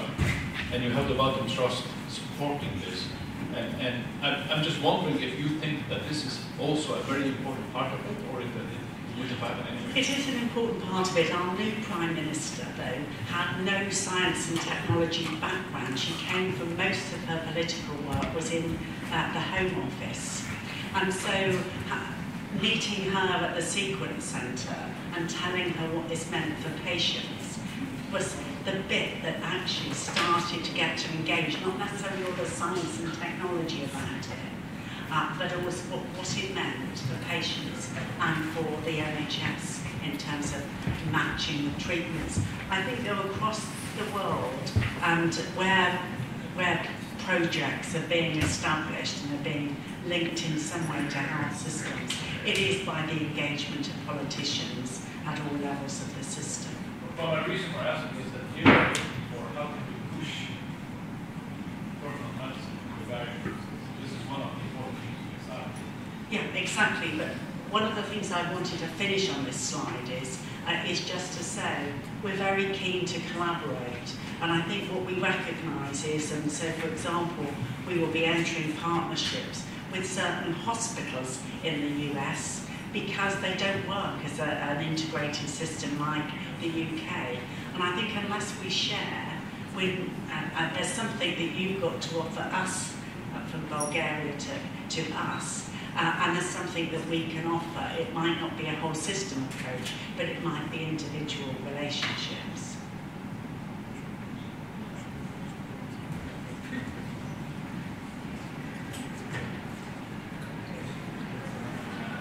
Thank you very much for the fantastic overview and for this really impressive project. I would like to ask you, you mentioned about the genetic hubs that you're going to generate as an infrastructure across UK. How about the infrastructure related to the clinical interpretation? You mentioned that you're going to do this centralized. What kind of clinical specialists or other type of specialists are you involving in this process? Yeah, very good question. And I think you've to coin a phrase in English, you hit the nail on the head, which is that it's important that this isn't brought together in just a small number of clinical specialties. It's got to be broadened out. And so we've had a programme of widespread clinical engagement into neurology, cardiovascular disease, into metabolic disease. So it involves, and as we go forward, clinical engagement with all of our medical societies and with all of the other healthcare professionals to make sure that this is sustainable. But we've identified key clinical champions and we've been using those to roll out the approach. Okay. And to continue with this, what type of measures do you plan or you have already done to change the education in medicine to reflect the changes in the system? So we're at the moment embedding genomics and genomics in medicine into undergraduate and postgraduate curricula of healthcare professionals. Secondly, we've got a series of just-in-time education and training interventions, so online resources. Thirdly, we've got a master's in genomic medicine that's offered by 10 of our really top universities, where individuals can access single modules right through to the full master's level programme, and we're funding that from the system. But it is a big education and training piece, and it's so great to see in this audience so many people of the next generation of healthcare and researchers in the audience, because they're going to need to help us all get this IoT system. Thank you very much. Thank you.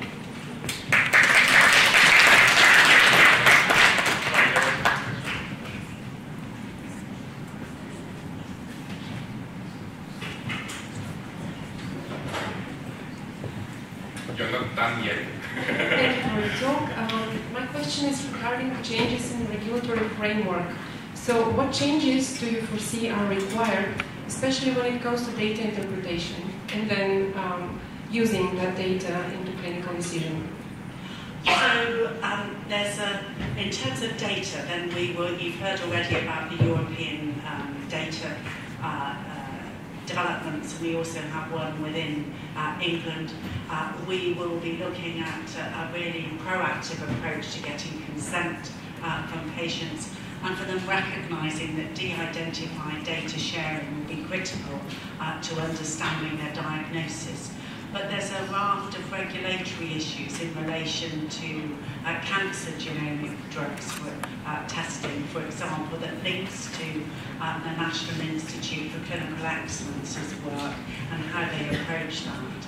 So, and also our medicines and healthcare regulatory arrangements. So, and that's in response to the new EU directive.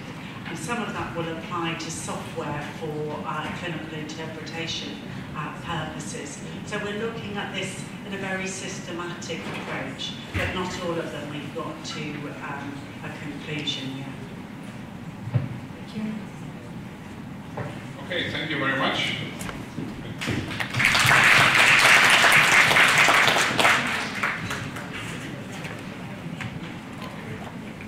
So it's my pleasure to introduce our next speaker, Professor Jean Ellard from the University of Exeter.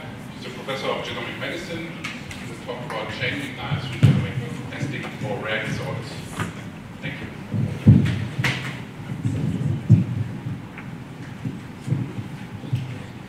Thank you very much. I'm very grateful to the organisers for giving me the opportunity to participate in this excellent meeting, and also for showing us some of your superb facilities this morning. So I'd like to start by introducing you to Jack. He was born in 2000, and he was diagnosed with diabetes when he was just 3 weeks of age. He was put straight onto insulin treatment, and his parents were told that he had type 1 diabetes and he'd need insulin treatment for the rest of his life. And Jack was referred for genetic testing to my laboratory in 2004.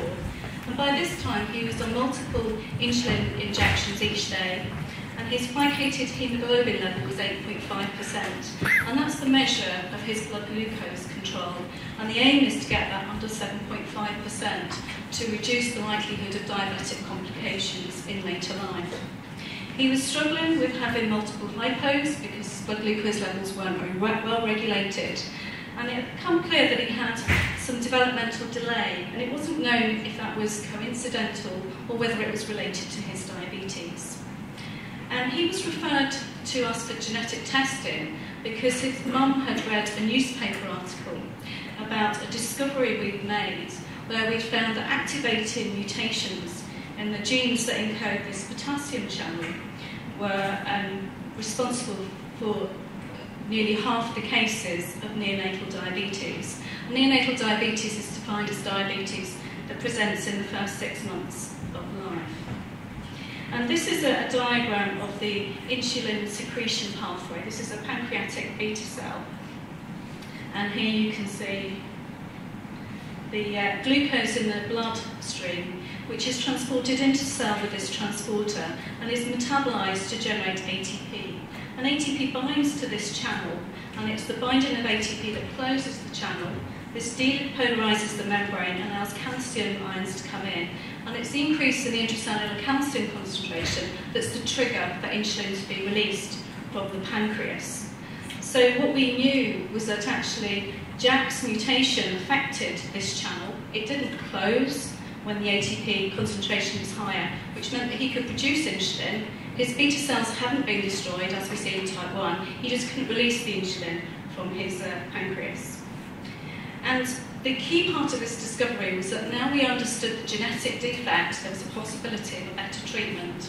Because my clinical colleague, Professor Andrew Hattersley, has been treating patients with diabetes for many years, and knew that sulfonylurea drugs, which have been used to treat type 2 diabetes for more than 50 years, work by binding to the sulfonylurea receptor units and closing the channel to increase insulin secretion. So there's a possibility that this drug, which is a tablet and is very cheap, could work for Jack. And in fact, yes, Jack was able to stop his insulin injections and control his diabetes with the sulfonylurea tablets.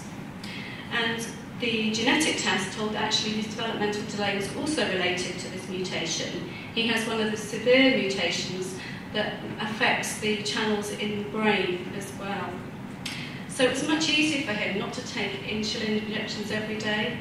And in fact, there were other advantages. His behaviour improved, his speech improved, and his motor coordination as a result of taking these tablets. And this is an article from one of the UK newspapers where his mum told the journalist that it had completely changed their family's lives. And in fact, the sulfonylurea tablet treatment is effective for most patients. There are some who have the most severe category mutations who don't respond. And perhaps the surprise was not that the treatment worked, but how well it worked. And if you look at the level of glucose control in this first cohort of patients, on insulin the average HbA1c was 8.1%, and on the tablets it was 6.4%. And if I tell you that the normal range is between 4 and 6%, you'll see that the patient's levels were just above the normal range. And this is really important because there's data from the DCCT study for more than 30 years now that links the blood glucose control to the risk of complications. And if you have a level of under 7%, that significantly reduces the risk of kidney failure, sight loss, heart disease and stroke. So this means that these patients will have a better prognosis. So this is about prevention, not just treatment. This is a summary of the long-term data. The response is preserved. This is data from 74 patients with 10-year follow-up. Again, showing HbA1c coming down, and it's just at the top of the normal level now. And these are some comments that we've received from some of the patients and their families. This was an email from Isabella's mom, and they live in Venezuela, who said it was completely overwhelming. It had changed their lives in ways she didn't imagine possible. It's like living a dream. I guess this is how miracles feel. And many other similar comments. This was Peter, whose parents told us that they saw sunshine again after 12 years. And Lily's parents, Lily's from Chicago, and her parents actually funded a making of a documentary that's been distributed across the world because they want every child possible to have the opportunity of benefiting from this treatment. And actually this is Jack shown here in the middle. As a result of this discovery, Andrea Castley and I received funding from the Wellcome Trust to take this project forward, to try and learn more about the physiology of the response and to find more causes of neonatal diabetes.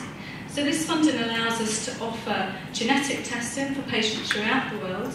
What we do first of all is a rapid PCR and Sanger sequencing test to look for potassium channel mutations, aiming to get a result in a week.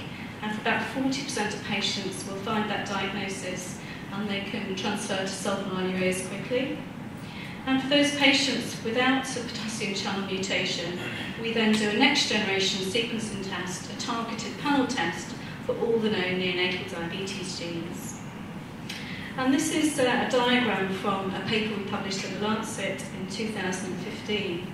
And at that time, there were 24 known genetic subtypes of neonatal diabetes. About half had been identified in our lab. And that was enabling a diagnosis for 82% of patients. But what's interesting is that actually most of these genetic subtypes, diabetes is a feature, so it's a syndrome of which diabetes is one clinical presentation. And each of these genetic subtypes is shown here with the different features or the different treatment.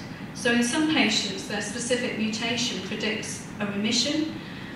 Other patients, they actually have absence of the pancreas, it's failed to develop, and therefore they'll need exocrine supplements. There's a genetic subtype where treatment with thiamine can either obviate the need for insulin or reduce the dose. There are some subtypes where insulin is the best treatment, and quite a number of subtypes where there are neurological features or other parts of the body are affected. So if you make an early genetic diagnosis, you can identify the likelihood that other parts of the body will be affected and therefore intervene early. And this really represents a new paradigm, because what had happened before was that you had to wait until these features developed to know which gene to test for. So the genetic test was really just confirming the clinical diagnosis. But what we can do now is do a very early, fast genetic test that tests for all the known genetic subtypes simultaneously, and then we can predict the likely prognosis and guide the clinical management. And this is just a slide showing 5 babies, all diagnosed with neonatal diabetes as the first presentation, who all have different genetic subtypes. This is Jack, who's treated with the high-dose sulfonylurea tablets for his potassium channel mutation. This is a baby who has an insulin gene mutation that causes misfolding of the insulin molecule and destruction of the beta cell. So insulin is the best treatment and best to start early. This is a patient who has Walcott-Rallison syndrome, causing a skeletal dysplasia and liver failure, and liver transplant could be effective for these patients who otherwise would often die before they reach 10. This is a baby with IPEX syndrome, where bone marrow transplant can be curative. And this is a little baby with no pancreas and heart problems, where he needs insulin and exocrine pancreatic supplementation. And to date, we've been referred more than 2,000 families from nearly 100 countries, and that includes Bulgaria. And that's allowed us to go on and discover additional genetic etiologies. And we've done that by exome or genome sequencing, and we moved to genome sequencing in 2013. So today there are actually 39 known genes linked to neonatal diabetes, so 15 more just in the last few years. They're all syndromes. Some of them are disorders where diabetes haven't been described previously. And these are some of our unpublished genes that we found through genome sequencing. And altogether, we can now get a genetic diagnosis for 89% of patients. So we had really quite good success with exome sequencing in the research setting. But with my other hat on, I run the diagnostic genetics laboratory, and I was keen to think about how this technology might be used in that setting. So in 2013, I had a sort of brainstorming session with our clinical genetics team and asked them about settings in which this might be helpful. And the first scenario we identified was a situation where a couple had had multiple pregnancies affected with very severe fetal malformation syndrome. It was likely to be a recessive disorder, but they had no diagnosis, and therefore they would need to wait until the 20-week ultrascan to find out if the next baby would be affected. And the problem was that there wasn't very much DNA of a decent quality to use for exome sequencing. Often it was formalin-fixed, paraffin-embedded tissue that was stored. But I realised that all we needed to do was to actually sequence the parents, because they would be carriers of this rare disorder, and there would be plenty of DNA available from them.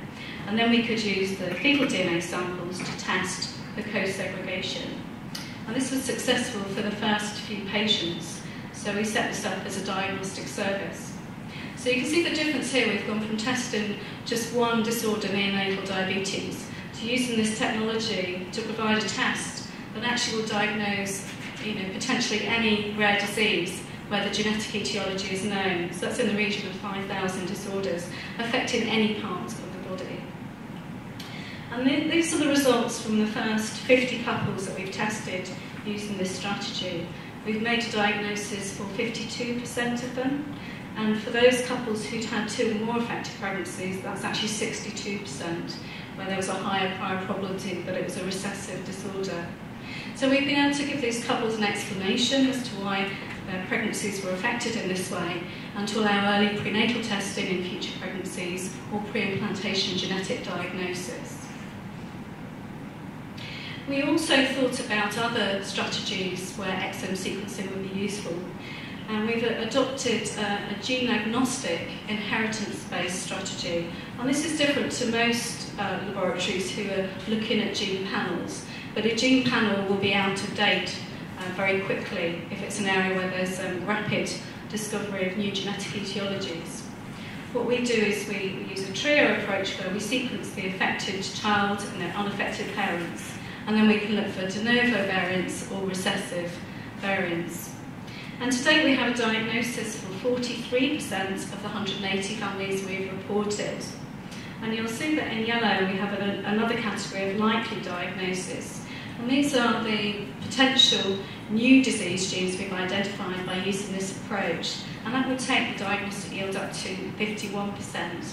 We should bear in mind that all of these patients have already had some genetic testing. So if we could move this, provide this as a first-line test, the diagnostic yield would be even higher. And these potential new disease genes have been followed up with collaborators across the world.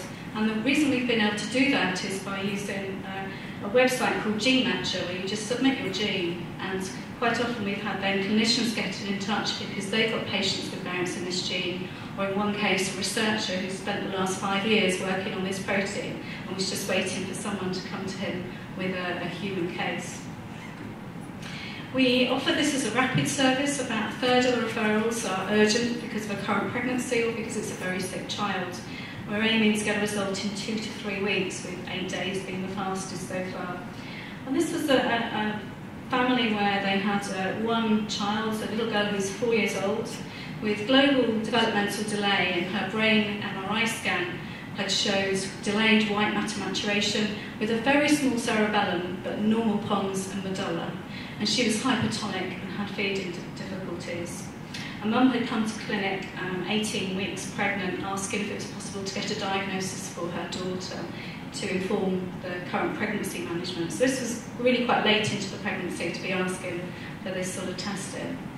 But we were able to get a result within about 2.5 weeks, and we found that the little girl was homozygous for a missense mutation in the exon FC3 gene, And this is actually a hypermorphic mutation that causes a small cerebellum but normal pons medulla, so wouldn't have been likely for the clinician to make this diagnosis because it's just one mutation that causes this phenotype.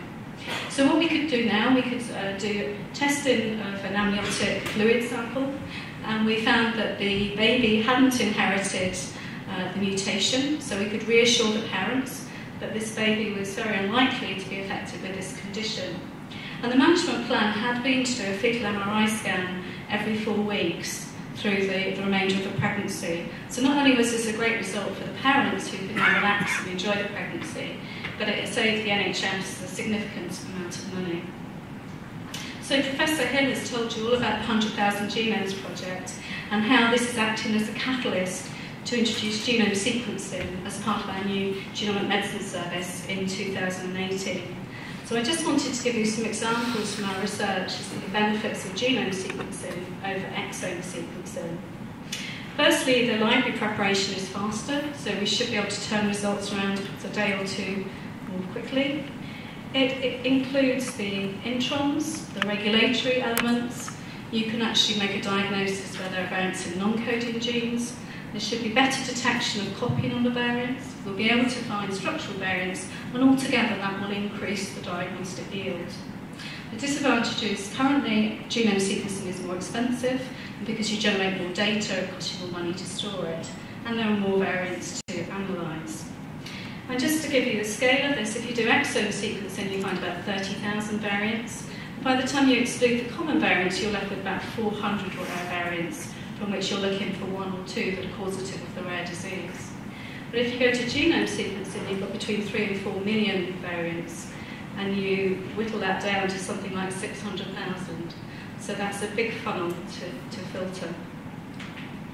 So the first example was a deep intronic variant, and we found this genetic change. It's more than 1,000 bases from the nearest exon, and in the genetics lab we normally target the coding parts, and we just look perhaps 10 bases either side of the coding parts of the exons. So this is 1,000 bases away, but this variant affects the splicing and means you would have no protein produced. And in fact, it turns out this is a founder mutation seen in patients in the Republic of Ireland. And as a consequence of finding this variant, it allowed one couple to have a prenatal test. Their first baby had died of congenital hyperinsulinism, so it was hugely reassuring for them to know that their second baby was likely to be healthy. We can also identify variants in regulatory elements, and this is a paper describing some work where this was really important because it allowed us to show that variants in this PTF1A enhancer are actually the most common cause of isolated pancreatic agenesis. So that's babies who are born without a pancreas. And we were able to do this work by doing whole genome sequencing and using the linkage data, because it's a consanguineous family, and sort of cross-referencing this with an epigenomics map to find variants in this enhancer. And this was particularly interesting because this enhancer is just important for pancreatic expression of this gene. And this gene is also expressed in the brain, and it was already linked to neonatal diabetes because of a very rare syndrome that causes cerebellar hyperplasia as well as diabetes. And of course, when we started sequencing the regulatory element, we found many more different mutations. So genome sequencing also allows us to detect structural variants. And this was a child who was seen in the clinical genetics clinic in Exeter who has these hand and foot anomalies. And he'd been shown to have balanced translocation, where you've got a break on 2 chromosomes and a rearrangement of the material. And the breakpoint was close to this SHFM1 locus that's linked to this disorder. But it wasn't clear exactly where the breakpoints, and so there wasn't certainty that this was the cause of his condition. So what we did was genome sequencing at low depth. We did an average of 8 reads per base across the genome. And then we looked at the area of the known breakpoints. And this is the data for chromosome 2, and this for chromosome 7. And for those of you who are familiar with next generation sequencing data, each of these grey bars represents a sequence tree of about 100 bases, and the orientation is shown by the arrow. And then we have the reference sequence, And if it aligns to the reference sequence and it matches it, then you see a grey bar. But if you see any differences in the read compared to the reference sequence, you get a colour indicating which base is a mismatch. And what you can see is we have this one, what we call a split read, where you have a match to here, and then these bases don't match. And that's because that part of the read is actually from chromosome 7. And here we have another split read, where this is chromosome 7, and this is actually chromosome 2 sequence. What we were able to do is to zoom in to the level of the base to see where those breaks had happened. And then we just sort of sang a sequencing assay to check there weren't any insertions or duplications. But we were able to pinpoint the position of the breakpoint on chromosome 7. And in fact, it's between the DLX5 and DLX6 genes, which are needed for normal limb development, and their enhancers, which are actually 2 exons of the DINK1I1 gene. So we could explain why this child has these limb anomalies. So just a sort of key point is that although we talk about whole genome sequencing or whole exome sequencing, it's not quite whole. We're not able, using the current technology, to sequence across many repetitive regions, and we struggle with such genes, and that's where the third generation, the PacBio type sequencers, will come into their own as the prices drop. But in fact, you don't need to wait until someone's born to sequence their genome. This was some work from Professor Dennis Lowe in Hong Kong, who took a blood sample from mum and was able to sequence the fetal DNA. And this was his discovery from 1997, that we all have free-floating DNA, and in pregnant women about 10% of it comes from the fetus. So it's a way you can actually test the fetus without having to use an invasive methodology of CBS or amniocentesis. And I'd like to introduce you to a Bulgarian family with neonatal diabetes. This is Radina, who I met in Varna in 2013 with her clinician, Violetta Ayotova. And Radina and her half-brother Martin both have neonatal diabetes. Interestingly, their dad doesn't have diabetes, and we didn't detect the mutation in his blood, so he's a gonadal mosaic. And both Radina and Martin had transferred from insulin injections to sulfonylurea tablets a few years earlier. And the whole family came over to our neonatal diabetes day in 2014. And Martin asked me about whether there was any possibility that if he and his wife became pregnant, that they could test their baby before birth, just to know whether they were going to have diabetes. They weren't intending to terminate a pregnancy, they just wanted to be prepared for that. So I explained that potentially we could do that. We could take a blood sample from Maria and we could test the cell-free fetal DNA, but it wasn't a test we had set up or accredited. We would need to do it on a research basis. And they were very keen for us to do that, so we set up the test, they sent samples over, and we didn't detect the mutation. And then we confirmed that by testing cord blood as soon as the baby was born. And we're very pleased when Martin sent the photo and confirmed their baby was doing really well and healthy. So this was the first non-invasive prenatal diabetes test for monogenic diabetes, and we published that earlier this year. But the next development is to set up a test where we can identify maternal mutation, and that's more difficult because most of the cell-free DNA in the mum's blood sample will come from the mum, just about 10% from the baby. And this is really important for clinical reasons, because we now know that if you have a pregnant mum who has neonatal diabetes and is being treated with sulfonylureas, those drugs will cross the placenta, and if the baby hasn't inherited the mutation, that baby is exposed to that drug and will produce too much insulin. Insulin is a growth factor in the last trimester of pregnancy, so the baby is at risk of being big for gestational dates and therefore having problems during delivery. And there have been case reports of a few babies who've actually had neonatal hypoglycemia because of the drugs they've been exposed to in utero. So that's what we're working on at the moment, is to develop that test, and we hope to have that ready in good time for Radina. So just to summarise, these are some of the examples of impact of genomics for patients with rare disease.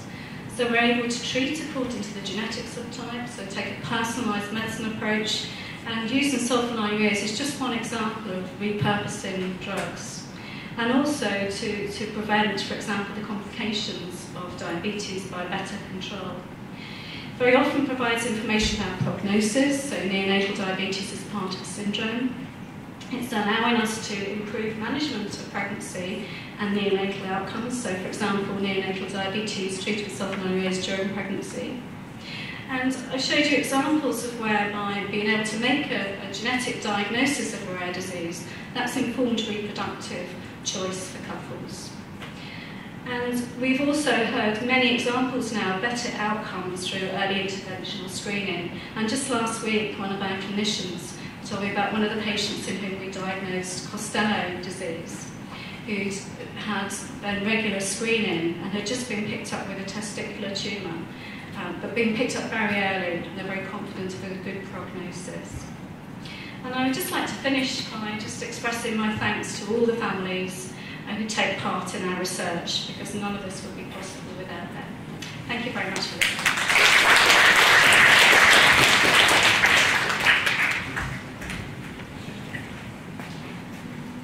Thank you very much. Questions?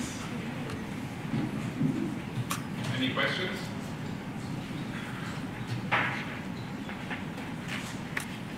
Okay, then thank you very much for this.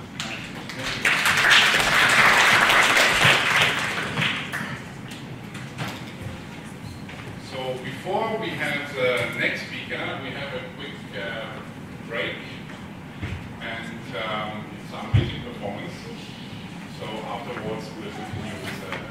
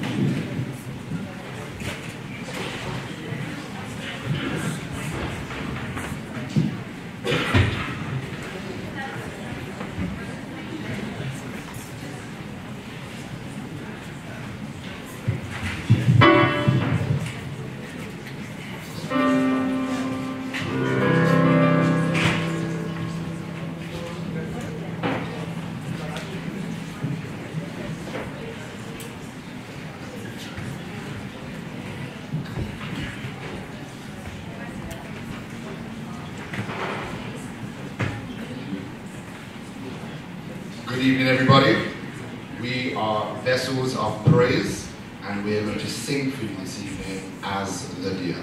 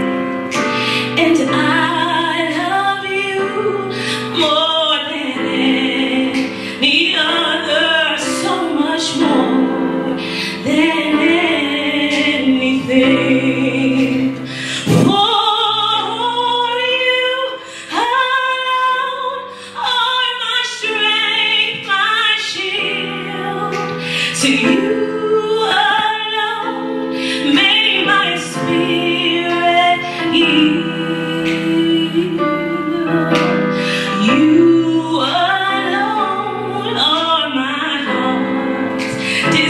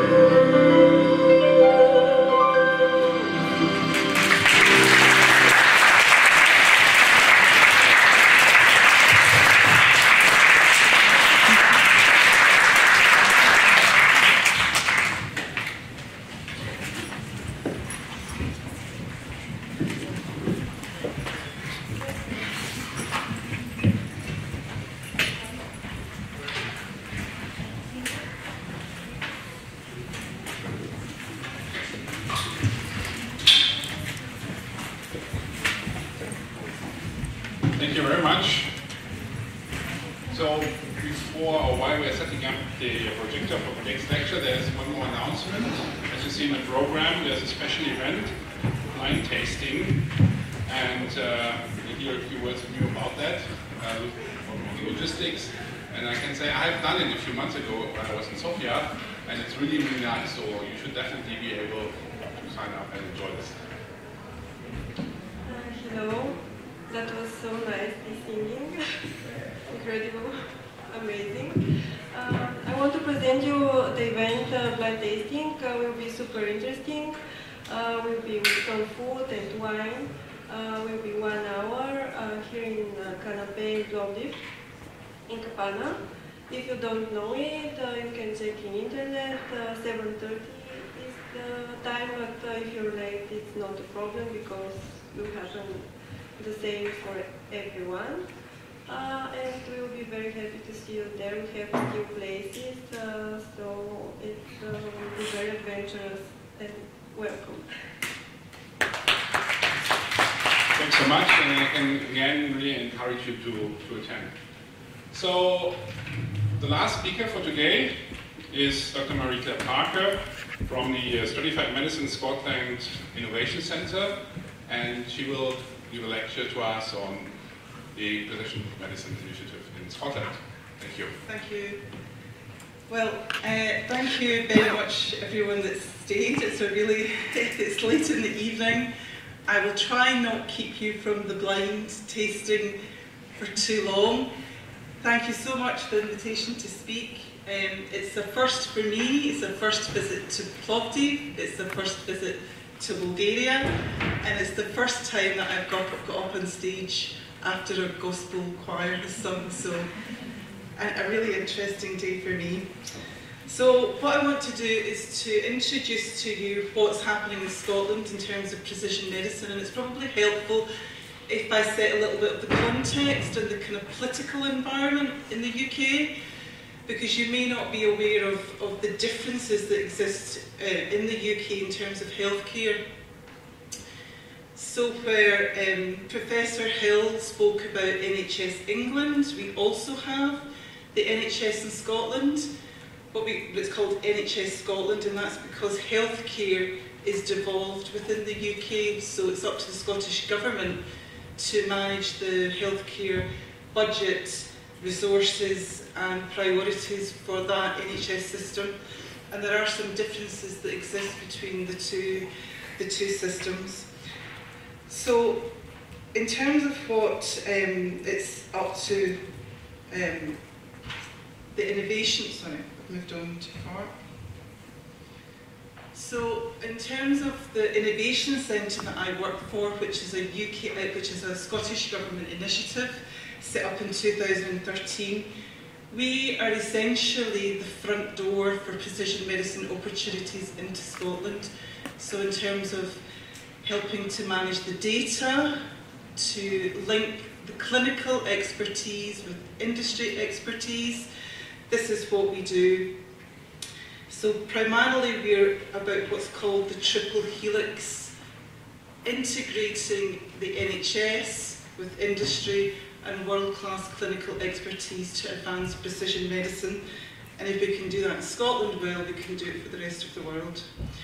So in terms of what Scotland has to offer for precision medicine, we have a single unique identifier system called the CHI index, C-H-I index, which every person is given at birth. This has been active since the 1970s, and it tracks that individual throughout the person's lifetime, essentially from maternity through to death. So every intervention that person experiences is recorded. We're a small country, 5 million people. We're essentially no bigger than a Chinese city. So we should be well connected, well integrated. We should all be talking to each other and we should all be working effectively. That often doesn't happen, so it's up to us as an innovation centre to develop a pan-Scotland initiative and to pull those resources together. So we have, as a result of the electronic health record system that we have within Scotland and a stable population, we have some of the best health data in the world. The negative side of this is that Scotland suffers from a high incidence of complex disease, so multiple comorbidities. So although that's obviously a problem for Scotland, it actually represents an opportunity for companies, other countries, organisations to come and study the data. So I think primarily what we have is deep phenotyping data, linked data, and the ability to recall patients for clinical trials. We also have what's called SHARE, which is a database of some 180,000 people in Scotland who have signed up to provide their data for research purposes. So it may be for accessing clinical trials, or it may simply be for general research purposes. But given that we're 5 million people, 180,000 is not too bad. What we have also embedded within our structures, the infrastructure within the NHS, is a single point of entry for organisations who want to carry out clinical trials, want to do research projects, and that is coordinated by a variety of clinical leads that sit within the various boards within Scotland. So in terms of linkage of Scottish health records, these are some of the records, the databases that sit within the NHS. They sit within what's called safe havens. So at this point it's identifiable data, but a lot of this data can be aggregated and de-identified and used for health and research purposes. All of that really sits within an informatics framework, which is the Data Research Centre, so the FAR Institute. We recently hosted Tim Cook, CEO of Apple. He came and he visited, and he recognised that there is a wealth of data here. So there are some projects ongoing with Apple at the moment, looking at specific applications of data. And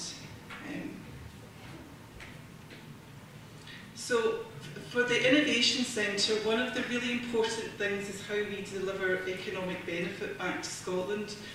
So we recognise that to do that, you have to build large, multi-centre, multi-collaborative projects.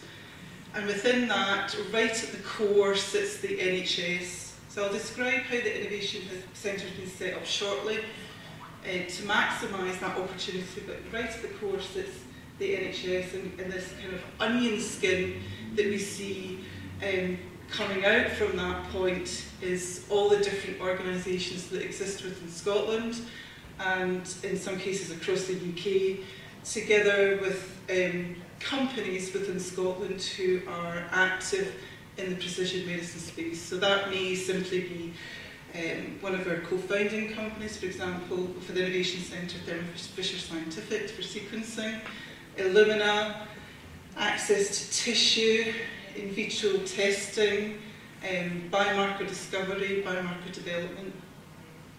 So what we do is trying to bring, for some of the collaborations we have these organisations together, so to really amplify what we're doing in terms of delivering economic benefit. So the Innovation Centre is one of 8 innovation centres that the Scottish Government set up roughly between 2013 and 2015. There's 8 innovation centres throughout Scotland. 6 of them are life science facing, of which obviously SMS, IC, stratified medicine is one. And we've been set up slightly differently from the other innovation centres in that we're a public-private joint venture.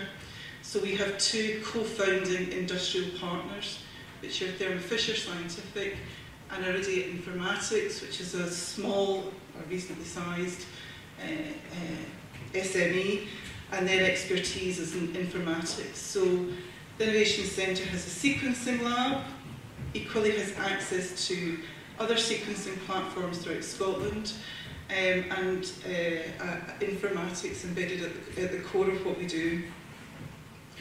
Because it's really important that you have investment from the NHS, they are also core partners, so all the 4 NHS boards that sit within Scotland are invested in SMSIC, together with the 4 medical schools that sit within Scotland. So it really is a pan-Scotland initiative, and it makes working on big initiatives much more straightforward. Everyone understands why they're there and what it is we're trying to do.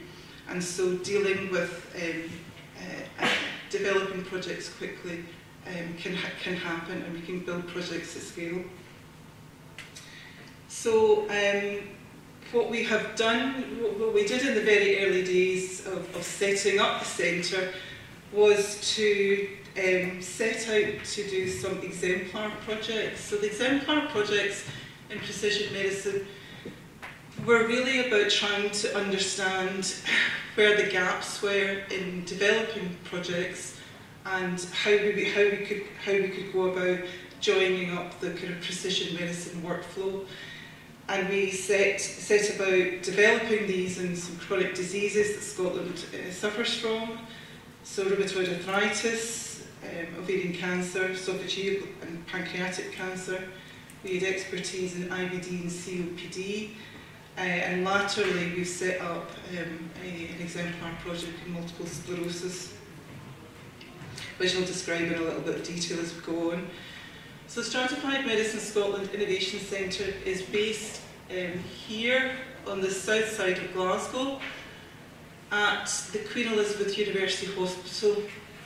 So it's kind of the star shape in the middle. It's a 14-floor, 1,100 bed new hospital built at the cost of £840 million, and it serves a population of 2 million people. So broadly, most of the west of Scotland goes to this hospital in Glasgow. And the redevelopment of this site was set up specifically so that you would embed industry at this site, because we realised it was absolutely critical to combine industry, clinical expertise, and what is happening with the NHS to advance precision medicine. So, for example, we have ourselves, SMSIC. We are located within a building that is a teaching centre and for the University of Glasgow and co-owned by the NHS. We also have another new building, which is an imaging centre of excellence, which hosts a 7 Tesla MRI. I think there's only four in Europe.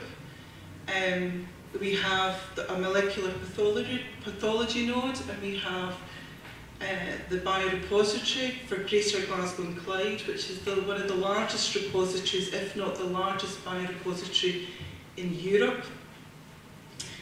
And we have space available for companies to set up. So it might be imaging companies, it might be companies generating new coils for MRIs, it might be sequencing, novel sequencing companies, whatever it might be, new business models for access to tissue, for example, whatever it might be, there is space available for companies to come and locate or co-locate their business and opportunities here.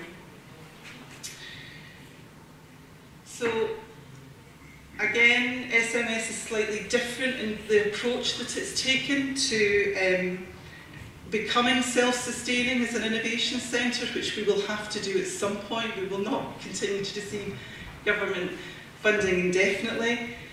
So what we have done is to develop a set of core services for the precision medicine landscape. So for researchers, for clinicians, for small companies, or even large companies, whatever it might be, and we offer these services as part of what we do on a consumption-based model. So you don't sign up for a year or 2 years, you sign up for a month, 2 months, 3 months. And it might be that you want to build a partnership with a pharmaceutical company or indeed another geographic territory. You want to bring your data in, but you don't want to lose your data, you don't want to lose your intellectual property that's associated with that data.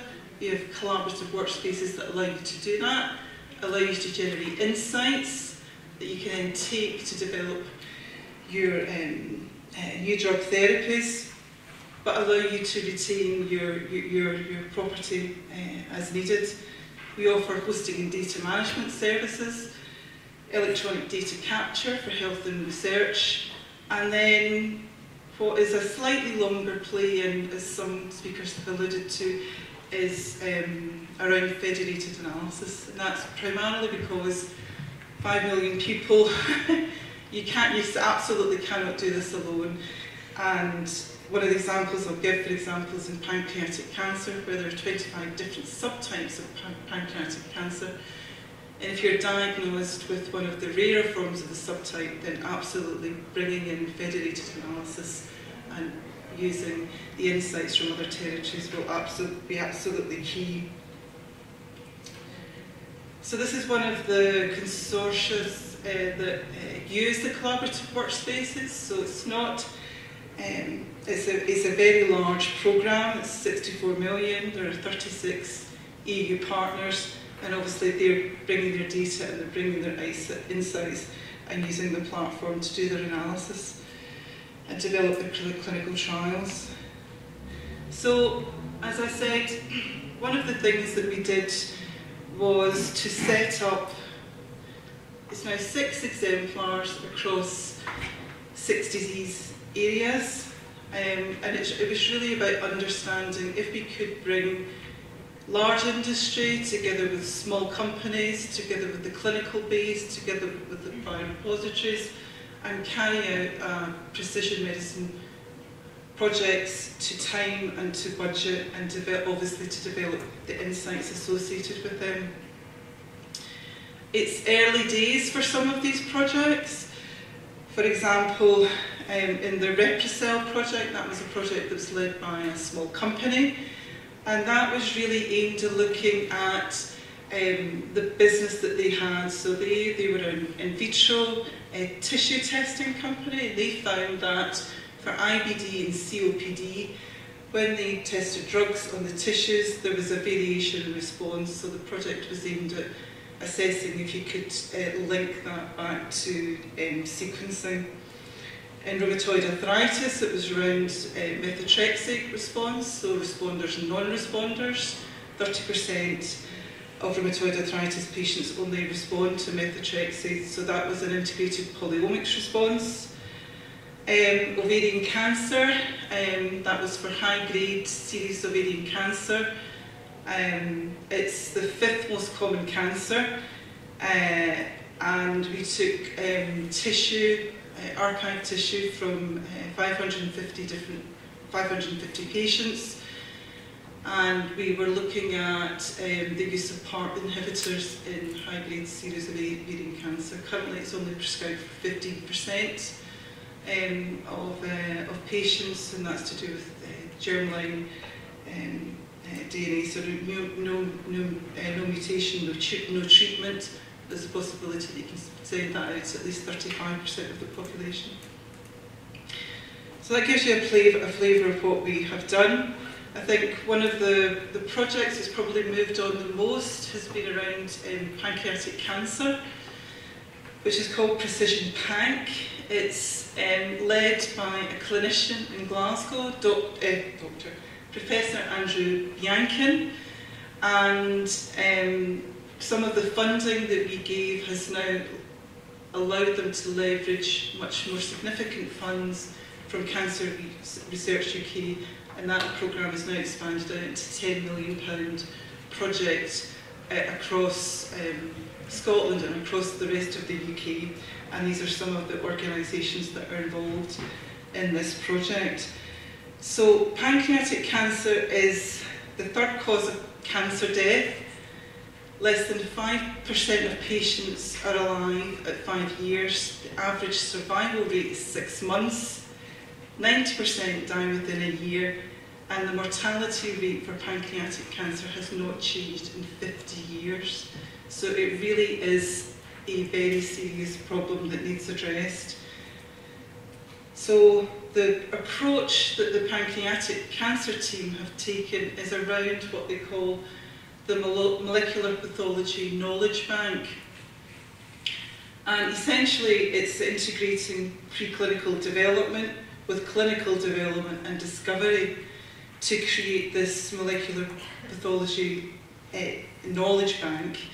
And what they're trying to do, and I'll show you the next slide, is to bring through 3 clinical trials that are, 2 of them are now up and running, Primus 2 and Primus 3, is because of the timescales involved, and that you do not have a lot of time from first diagnosis because of the mortality rate associated with pancreatic cancer, is that the patient is referred by the GP either with suspected pancreatic cancer or they're known to have pancreatic cancer.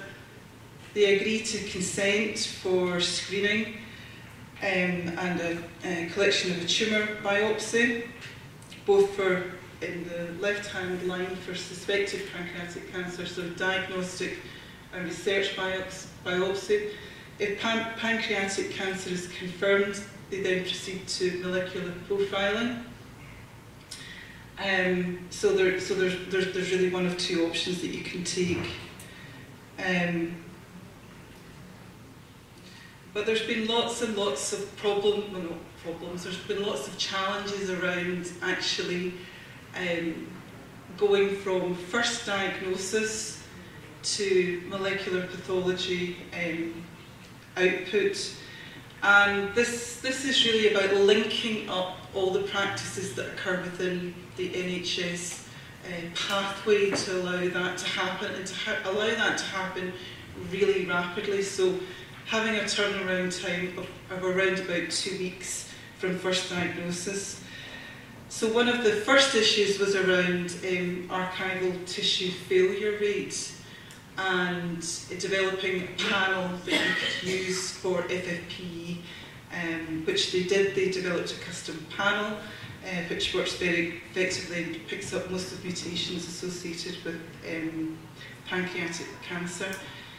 And it was really around changing the treatment paradigm, changing the mentality of groups that generally operated in silos, bringing them together, even understanding how dry ice, how you would transport samples, how you would pay for that, what are the mechanisms to do that. So it's really been about a multidisciplinary approach, and really all about the multidisciplinary team. And then just briefly, just to cover one of the collaborations that we have with AstraZeneca. This collaboration started last year. It was again a fallout from the success that we had around the ovarian cancer project that I described earlier, using the PARP inhibitors. And the reason that AstraZeneca are in Scotland and work with us is because of the deep phenotyping data, the linkage of data, and the ability to do patient recall. So there's programs with AstraZeneca ovarian cancer, around non-alcoholic fatty liver disease, and around COPD, looking at extreme phenotypes. And then finally, just some plans that we have for building data commons. So an integrated data set around NASH, which is non-alcoholic steatohepatitis, which largely can go undiagnosed. It's the 3rd biggest killer in terms of premature death. There are no products on the market to treat NASH, and there are no predictive biomarkers either. So this is a project that we're pulling together. Again, it's a Pan-Scotland initiative, so bringing together really deep clinical expertise in NAFLD and NASH, using the strengths that we have within the biorepositories, so access to up to 2,000 liver biopsies for pathology, for scoring, and involving patient groups the data that exists within the NHS in terms of safe haven data, and linking all that with informatics to create a data commons that can be accessed for researchers, and that equally we can have access for industry collaborations as well. So that's me. Hope I've not been too long. Wine awaits. These are just my contact details, so I just want to press that we're very interested in working with groups in any of these areas or new areas, so if you are interested in collaborating, please get in touch. Thank you very much. Thank you very much. Any questions? Yeah.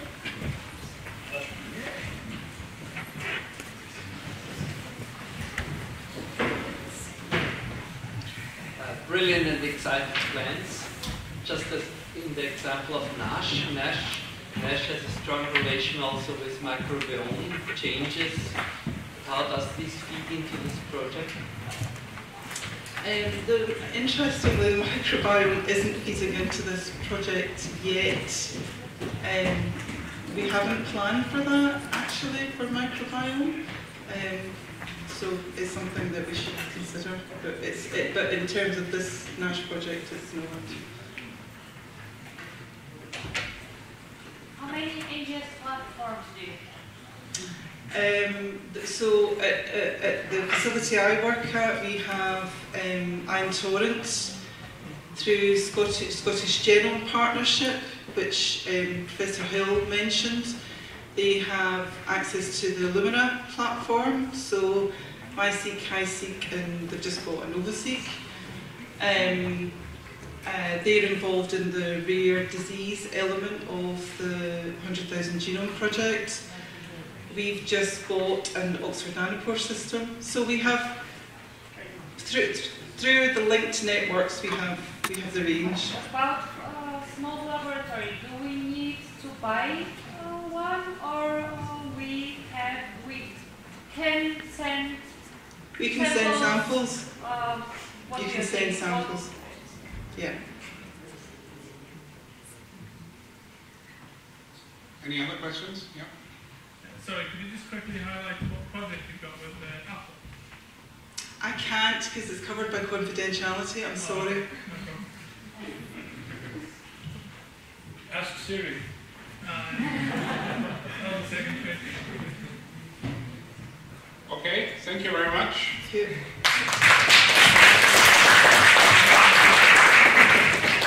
Thank you for moderating the session. Thank you to the audience. Just to remind you that tomorrow we start at 10 o'clock sharp. It's a good timing for Saturday morning, so I'm waiting everybody here. See you tomorrow and have a nice evening, all of you. Thank you to the lecturers.